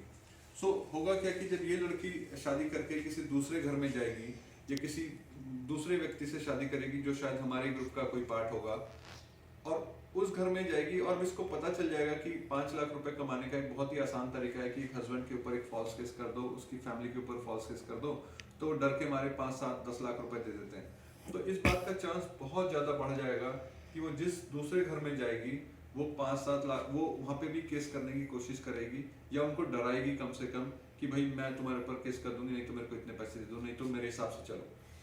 इसके बदले में आपकी फैमिली पे इसका क्या इम्पैक्ट पड़ेगा कि मान लीजिए आपने भी दूसरी शादी करी और आप भी किसी एक महिला को लेकर के आ गए, मान लीजिए उसकी शादी नहीं भी हुई थी पहले, तो भी वो महिला को पता चल जाएगा, आप चाहें या ना चाहें, कि इसकी पहले शादी में इसने पहले वाली महिला को या पहले वाली वाइफ को इतने पैसे दे करके केस बंद करवाया था, या ये फैमिली डर गई थी और इन्होंने केस के कारण या केस से डर होने के कारण इन्होंने पहले वाली महिला को इतने पैसे दिए थे। तो ये जो आपकी नई वाइफ होगी, मैं ये नहीं कह रहा हूँ ये ऐसा करेगी, मैं कह रहा हूँ कि ये ऐसा कर सकती है, इसके दिमाग में ये बात सेट हो जाएगी कि भाई इस फैमिली को डराने का एक बहुत ही आसान तरीका है कि इनसे पैसे, इनको केस के लिए डराओ और ये फिर कुछ भी करेंगे, या ये डर जाएंगे या ये मुझे मेरी मनमानी करने देंगे। पर इसके विपरीत यदि आप सपोजिंग पैसा नहीं देते हैं इस वाली महिला को, तो इसके फायदे ये होंगे सर कि ये वाली महिला को अगर जो क्लियर हो जाएगा कि मैंने 5 साल खराब भी कर दिए अपने लाइफ के और मेरे को एक पैसा भी नहीं मिला, तो ये कल को दूसरी शादी करती भी है तो इसको क्लियर होगा कि ऐसे केसेस करने का कोई फायदा नहीं है, कुछ मिलने वाला नहीं है। सिमिलरली दूसरी आपकी जो दूसरी वाइफ आएगी उसको ये पता होगा कि ये फैमिली डरने वाली नहीं है, मैं इनको डरा नहीं पाऊंगी, तो वो भी आपके ऊपर झूठे केसेस करने की कोशिश नहीं करेगी। Thank you. ओके, ये सवाल मैं पहले भी जवाब दे चुका हूँ कि मेरी वाइफ ने मुझे पहले मेरे पे केस कर दिए हैं, इतने टाइम से केसेस चल रहे हैं, अब वो वापस आना चाहती है, उसको अपनी गलती रियलाइज हो गई है या उसके घर वाले मुझसे माफ़ी मांग रहे हैं, क्या मैं उसको वापस ले आऊँ? बिल्कुल नहीं। हमारा जवाब है ऐसी वाइफ को बिल्कुल नहीं लेके आना है। ऐसी वाइफ को और ऐसी फैमिलीज को हम कोशिश करते हैं, हम आपको रिकमेंड करते हैं कि आप उनको बॉयकॉट कीजिए। ऐसी फैमिलीज को आपको अपने साथ रखना ही नहीं है, ऐसी फैमिलीज से कोई ताल्लुक नहीं रखना है। अगर जो ऐसी फैमिली आपके कोई मोहल्ले में भी, आपकी सोसाइटी में भी कोई ऐसी फैमिली रहती है, हम आपको ये एडवाइस करते हैं कि ऐसी फैमिलीज को अपने फैमिली फंक्शंस में बुलाना बंद कीजिए। ऐसी लड़कियों से जिन्होंने अपने हस्बैंड्स के ऊपर फॉल्स केसेस कर रखे हैं, ऑफिस में बात करना बंद कीजिए। ऐसी फैमिलीज का जब तक सोशल बॉयकॉट नहीं होगा, जब तक ये झूठे केसेस होने बंद नहीं होंगे। नेक्स्ट। ओके, एक और क्वेश्चन लोग हमसे कॉमनली पूछते हैं कि मैं क्या डिसोन हो जाऊं, क्या मैं अपने पेरेंट्स के साथ बेदखल हो कर दें अगर जो मेरे को, तो क्या मेरे को केसेस में फ़ायदा होगा? जनरली हमारा एक्सपीरियंस ये कहता है कि ऐसा नहीं होता है। या तो आप बेदखल, अगर जो कुछ लोग हो जाते हैं शादी के टाइम पर ही और पेरेंट्स के साथ कभी नहीं रहते हैं, तब तो शायद कुछ फ़ायदा होता हो। पर अगर जो आप अपने पेरेंट्स के साथ या केसेस के डर से या शादी के 1 साल 2 साल या 1-2 महीने के बाद भी आप बेदखल हो रहे हैं, तो कोर्ट्स भी समझते हैं ये बेदखली क्यों करवाई गई है। तो हम ये एडवाइस नहीं करते हैं जनरली कि आप बेदखली करवाएं। जिसको करवानी है शादी के दौरान ही करा लें, शादी से पहले करा लें तो एक अलग बात है। पर शादी के बाद और केसेस से डरने के कारण बेदखली करवाने से कुछ फायदा होता नहीं है जनरली। Next, stop. ये आज के लिए ये एक लास्ट स्लाइड है जिसमें हमने बताने की कोशिश करी है। आपने, मैं इतनी देर से बोल रहा हूँ, आपने देख लिया होगा कि बहुत कुछ आदमियों के अगेंस्ट है, हम लोग सब कुछ हमारे अगेंस्ट है, फिर भी हम लोग क्या कर सकते हैं। यहाँ पे मैंने वो चीज़ें बताने की कोशिश करी है जो हम सब लोगों को करनी चाहिए, एटलीस्ट उन लोगों को, उन फैमिलीज को करनी चाहिए जिनके ऊपर ये केसेस चल रहे हैं। सबसे पहला है RTI, right to information act है हमारी कंट्री में। आप इसको बहुत ही पावरफुली यूज़ कर सकते हो अपने केसेस में। बहुत सारी इंफॉर्मेशन आपके केसेस में क्या चल रही है, आपके फेवर में जो जा सकती है, वो आप RTI के थ्रू निकलवा सकते हो। RTI का एक सेशन है हमारे YouTube पे, अगर जो आप जाके सर्च करेंगे RTI सेव इंडिया फैमिली करके, तो हमारा एक सेशन है जहाँ पे हमने बताया है कि RTI को कैसे यूज़ किया जा सकता है अपने केसेस में। Next is tax evasion petition. Tax evasion petition, आप इनकम टैक्स डिपार्टमेंट को, बहुत सारे FIRs में क्लेम किया जाता है कि हमने अपनी लड़की की शादी में, या लड़कियां क्लेम करती हैं कि मेरी शादी में 20 लाख 50 लाख खर्च किए गए मेरे माँ बाप के द्वारा। तो आप टैक्स इवेजन पिटीशन के थ्रू आप इनकम टैक्स डिपार्टमेंट को बता सकते हो कि देखिए ये लड़की क्लेम कर रही है कि इसके फादर ने 50 लाख रुपए या 20 लाख रुपए खर्च किए थे शादी में। इनकम टैक्स डिपार्टमेंट को आप रिक्वेस्ट कर सकते हो कि इसकी इन्वेस्टिगेशन की जाए कि इसके फादर ने इतने पैसे का टैक्स भी दिया या नहीं दिया है। और हमने देखा बहुत सारे लोगों को बहुत सक्सेस मिली है टैक्स इवेजन पिटीशन डाल करके। सो आप अपने केस में भी आप टैक्स इवेजन पिटीशन को पावरफुली यूज कर सकते हैं। हमारे देश में सीनियर सिटीजन कमीशन है, बहुत सारे लोगों को नहीं पता है। इसका एड्रेस आपको गूगल पे मिल जाएगा, सीनियर सिटीजन कमीशन पे आप सर्च करेंगे, यहाँ पे आप लिखिए और अपने पेरेंट्स की तरफ से लेटर डलवाइए। और पेरेंट्स को, दोनों पेरेंट्स को सेपरेटली लेटर डालना है और बोलना है कि हमने पूरी ज़िंदगी एक आम आदमी की ज़िंदगी बिताई है, एक नॉर्मल सिटीजन रहे, हमारा कोई क्रिमिनल रिकॉर्ड नहीं है। अब हमको उम्र के इस पड़ाव पे हमको फोर्स कर दिया गया है कि हम कोर्ट कचहरी के चक्कर लगाएं, कृपया हमारी मदद कीजिए। ऐसे लेटर्स जाने बहुत ज़रूरी है, क्योंकि जब हमारे लेटर्स इस तरह के कमीशंस के पास पहुंचेंगे तभी ये लॉ मेकिंग के लिए इनपुट्स होते हैं और लॉ मेकिंग में हमारी और हमारी फैमिलीज को कंसीडर किया जाएगा। सिमिलरली आपकी फैमिली में जो आपकी महिलाएं हैं, जो यानी कि आपकी जो मदर्स हैं, सिस्टर्स हैं, भाभियां हैं, जिन लोगों के ऊपर फॉल्स केस कर दिया गया है, उन लोगों को आप बोलिए कि नेशनल कमीशन फॉर वुमेन पर भी लिखें, क्योंकि नेशनल कमीशन फॉर वुमेन की जिम्मेदारी सिर्फ वाइफ्स को सिक्योर करना नहीं है, उनकी जिम्मेदारी भाभियों को, माताओं को और बहनों को सिक्योरिटी भी है। तो अगर जो सब लोग नेशनल कमीशन फॉर वुमेन और स्टेट कमीशन फॉर वुमेन को अप्रोच करती हैं और मदद मांगती हैं तो शायद कुछ मदद मिलने की उम्मीद हो जाती है। इसके अलावा एक और बहुत इंपॉर्टेंट चीज़ है जो हम लोग मिस करते हैं, वो ये है कि हम लोग अपने MLAs और MPs के पास तक नहीं जाते हैं। सो हमारे पास केस हो जाता है, हम केस लड़ने के लिए 2000 किलोमीटर जाते हैं, पर हम अपने MLA और MP को भी नहीं बताते हैं कि जी हम आपकी कॉन्स्टिट्यूंसी में रहते हैं और हम सीनियर सिटीजन्स हैं या हम इतने साल से यहाँ पे रह रहे हैं और हमारे ऊपर एक झूठा केस कर दिया गया है। देखिए होता क्या है कि MLAs और MPs ही ऐसे लोग हैं जो हमारे लिए कानून बनाते हैं स्टेट लेवल पे या कंट्री लेवल पे, और इन लोगों को ऐसा लगता है कि महिलाओं के साथ बहुत उत्पीड़न हो रहा है, क्योंकि हम लोग जाकर अपनी समस्या इनको नहीं बताते हैं। महिलाएं, एक महिला के साथ कुछ भी हो जाता है, उस पूरे शहर की, पूरे देश की महिलाएं सड़कों पर उतर आती हैं, बट हमारे साथ इतना कुछ हो जाता है हम कभी MLA और MP को जाके नहीं बताते हैं। सो हम लोगों से रिक्वेस्ट करते हैं, जो लोग अपने अपने ये वीडियोस देख रहे हैं, एटलीस्ट आप अपने MLA से MP से जाके मिलिए, आप प्रधानमंत्री कार्यालय में लिखिए, आप प्रधानमंत्री को लिखिए, आप लॉ मिनिस्टर को लिखिए, आप चीफ मिनिस्टर को लिखिए और उनको बताइए कि आपके ऊपर एक झूठा केस कर दिया गया है और आप उनकी मदद करें, क्योंकि यही लोग वो हैं जो कल को लॉ मेकिंग में बैठेंगे तो इनके इनपुट्स बहुत इंपॉर्टेंट होंगे। अगर जो इनके पास लेटर्स जाएंगे, इनके पास हमारे फ़ोन कॉल्स SMS जाएंगे, तो इनको लगेगा कि हाँ पुरुष भी परेशान है और शायद ही हमारे लिए कुछ करें।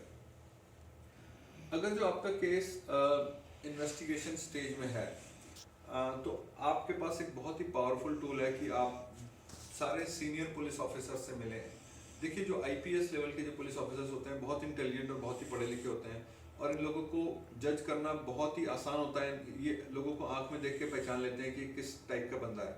सो अगर जो आप इन लोगों से जाके मिलते हैं, रेगुलर बेसिस पे आप इनसे मिलते हैं और रिक्वेस्ट करते हैं कि सर मैं बेकसूर हूँ, मेरी फैमिली बेकसूर है, हमको झूठे केस में फंसा दिया गया है, तो एक बहुत अच्छा खासा चांस होता है कि ये आपके केस में फेयर इन्वेस्टिगेशन होगी और आपके केस में फाइनल रिपोर्ट भी सबमिट हो सकती है। फाइनल रिपोर्ट मतलब आपका केस शायद उस स्टेज पे क्लोज भी हो सकता है अगर जो पुलिस चाहे तो, इन्वेस्टिगेशन के लेवल पर ही। सो मेरा लोगों से रिक्वेस्ट होती है कि आपका केस अगर जो इन्वेस्टिगेशन स्टेज में है, पुलिस आईओ उस पर इन्वेस्टिगेशन कर रहा है, तो आप प्लीज़ सीनियर पुलिस ऑफिसर से जाके मिलें, और आप जितनी बार भी उनसे मिलने जाएं, आप उतनी बार एक एप्लीकेशन लिख करके ले जाएं। ऐसा नहीं होगा कि आपने अपनी बात उनको सिर्फ कह दी, सिर्फ कहने भर देने से काम नहीं होगा, आपको रिटर्न एप्लीकेशन देनी पड़ेगी। और बाय द वे, जो लोग यूपी में, एमपी, राजस्थान और बिहार में केसेस अपने लड़ रहे हैं, उनको सारी एप्लीकेशन, सारी आरटीआईज उनको हिंदी में डालनी पड़ेंगी। अगर जो आप इंग्लिश में अपनी एप्लीकेशंस लिखेंगे और हिंदी का इस्तेमाल नहीं करेंगे, तो बहुत कम चांस है कि आपके पास जवाब आएगा। मैं अपने केस में खुद ही गलती की है, बहुत सारे एप्लीकेशंस का जवाब नहीं आया, तो मुझे पता चला कि यूपी का मामला है, तो मेरे को हिंदी में ही लिखना पड़ेगा, तभी जवाब आएगा। तो ये बहुत इंपॉर्टेंट पॉइंट है कि अगर जो आप यूपी, एमपी, राजस्थान, बिहार और किसी भी हिंदी स्पीकिंग प्रदेश से अगर जो आपका केस है, या आप वहाँ पे आरटीआई डाल रहे हैं, और या पुलिस ऑफिसर से मिलने जा रहे हैं, तो आप हिंदी में सारे एप्लीकेशन लिख के डालिए, तो आपको जवाब जल्दी मिलेगा। 490 डे फैमिलीज को बॉयकॉट करना है। वीकली मीटिंग्स आपके 15 शहरों में, मेरी नॉलेज के हिसाब से आज बेंगलोर, मुंबई, पुणे, दिल्ली, लखनऊ, कानपुर, ऐसे शहरों में मीटिंग्स होनी चालू हो गई हैं। दिल्ली में तो पिछले 7-8 सालों से मीटिंग चल रही है। आप अपने शहर में मीटिंग अटेंड कीजिए, और आपके शहर में अगर मीटिंग नहीं चलती है, तो आप मीटिंग चालू कीजिए वहाँ पे, क्योंकि आपके शहर में भी विक्टिम्स है। बी अ कमांडो, एक कमांडो की तरह सोचिए। आप सब कुछ आपके अगेंस्ट है, फिर भी आपको लड़ाई करनी है, और ऐसी लड़ाई है जिसमें आपने डिसाइड कर लिया कि मैं फाइट करूंगा, तो आपकी जीत भी निश्चित ही है। Have patience and look for opportunities. आपको मौका जरूर मिलेगा। सामने वाली पार्टी झूठ के बेसिस पर है, आप सच के साथ हैं। देखिए, मैं एक चीज़ मानता हूँ, इस केसेस की लड़ाई में मैंने सीखा है कि सच परेशान हो सकता है, पराजित नहीं हो सकता। आप इस बिलीफ के साथ रहिए कि आपकी दूसरी पार्टी झूठ के साथ है और आप सच के साथ हैं। आपको वो पराजित नहीं कर सकते किसी भी कीमत पर। So have this faith in mind and continue to fight. आपकी जीत जरूर होगी। धन्यवाद।